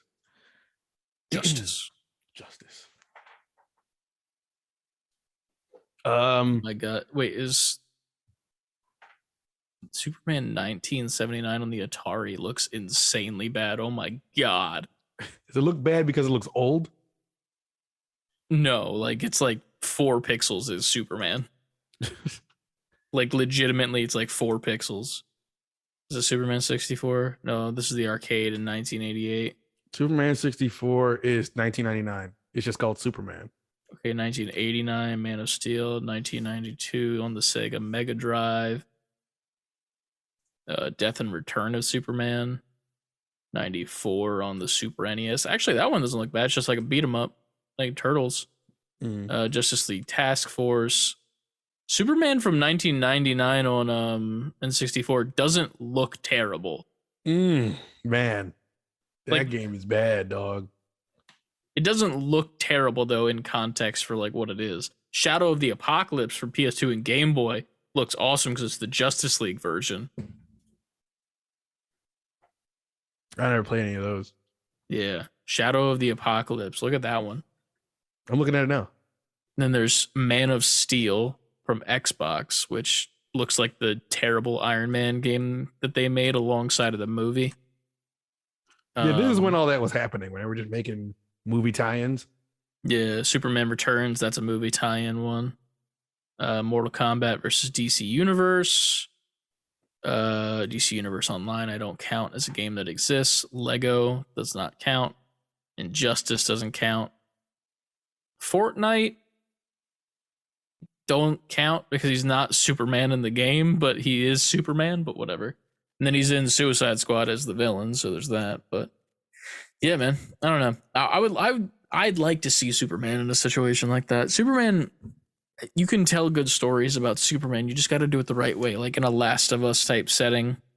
Like, there's a comic that is probably one of my favorite comics in DC called Superman American Alien, where he's not like the overpowered Superman that like the Zack Snyder version. And he's very much just like a dude that just has enhanced abilities. So he's a kid and he starts flying on the farm and he doesn't know how to like control it. And like, it's fucking the parents like trying to like calm him down and like, you know, make him think happy thoughts. So he like floats back down and shit. And then he's in high school and he goes to like a dance or some shit. And, he accidentally like breaks some guy's face because, you know, he punches him too hard for like attacking a girl or something. Then he gets like shot in the face, I think, with like a shotgun, and it just like breaks his nose, and his nose is like bleeding like crazy, but like he just took a fucking bullet. But yeah, that would be a cool storyline. I would like that. But yeah, man, I don't know. We don't have any questions this week, so that ties up the podcast right there. Wait, I got one more thing. Are you familiar with Spellbreak, the game? Is it the Fortnite but Magic? Yes. Yeah, I played it once or twice with Kyle. Blizzard has acquired Proletariat, the people who make Spellbreak, and are now folded the Spellbreak developer Proletariat and its team of 100 folded into Blizzard to support World of Warcraft development. So that whole team has been eaten by Blizzard to make World of Warcraft, to help make Jesus Christ. I wonder what that means for Spellbreak then, if it's like Dunzo. I don't know. Is it still being played? Is there still a big audience for it? I haven't heard anybody talk about it. I don't know if there's a big audience per se, but the people who do like it love it, if that makes sense. Like if you know what Spellbreak is and you've played it, you play it for a reason, if that makes sense. Like, and you're into it. So I'm curious about how that goes. But yeah. Is that all, do we think? I think that's it. That's it. Make sure to tune in this Saturday at an undisclosed time at the moment that we will tell you on Discord. Yep. Join our Discord. Over on Twitch, we'll be live streaming next week's podcast that'll be uploaded to the feeds and whatnot. And make sure you join on the Patreon in general. Even if you don't want to do the $10 tier and be live on stream with us, you get those 2 extra episodes a month for that $5 tier. And ask anybody in the Patreon. I think they're worth it for the funny conversations we have. Mm-hmm. So that's just me, though. You can also follow us on all of our social media. Save letter B number 4 quitting, Twitter, Instagram, TikTok, Twitch, and YouTube. Titty. T-I-T-T-Y. T-I-T-T-Y. You know why? T-I-T-T. Why? Well done, I think. Yeah. Yes. T-I-T-T. It just jumps out at you. The titty. That I felt that in my soul. I'm still feeling it in my soul. I'm terrified. Titty. Look, you can have all the titties you want. Just stay away from me. I'll bring you all the titties you want. I'll bring you a wagon of titties. Red Dead 2. Wagon of titties in that game? Hell yeah. But yeah, that's about all we got for you guys. Before you grab your wagon of tea, just make sure that you always save before quitting. Hell yeah. We'll see you next time, y'all. See you next time. And this Saturday, make sure you're there. Be square, motherfucker.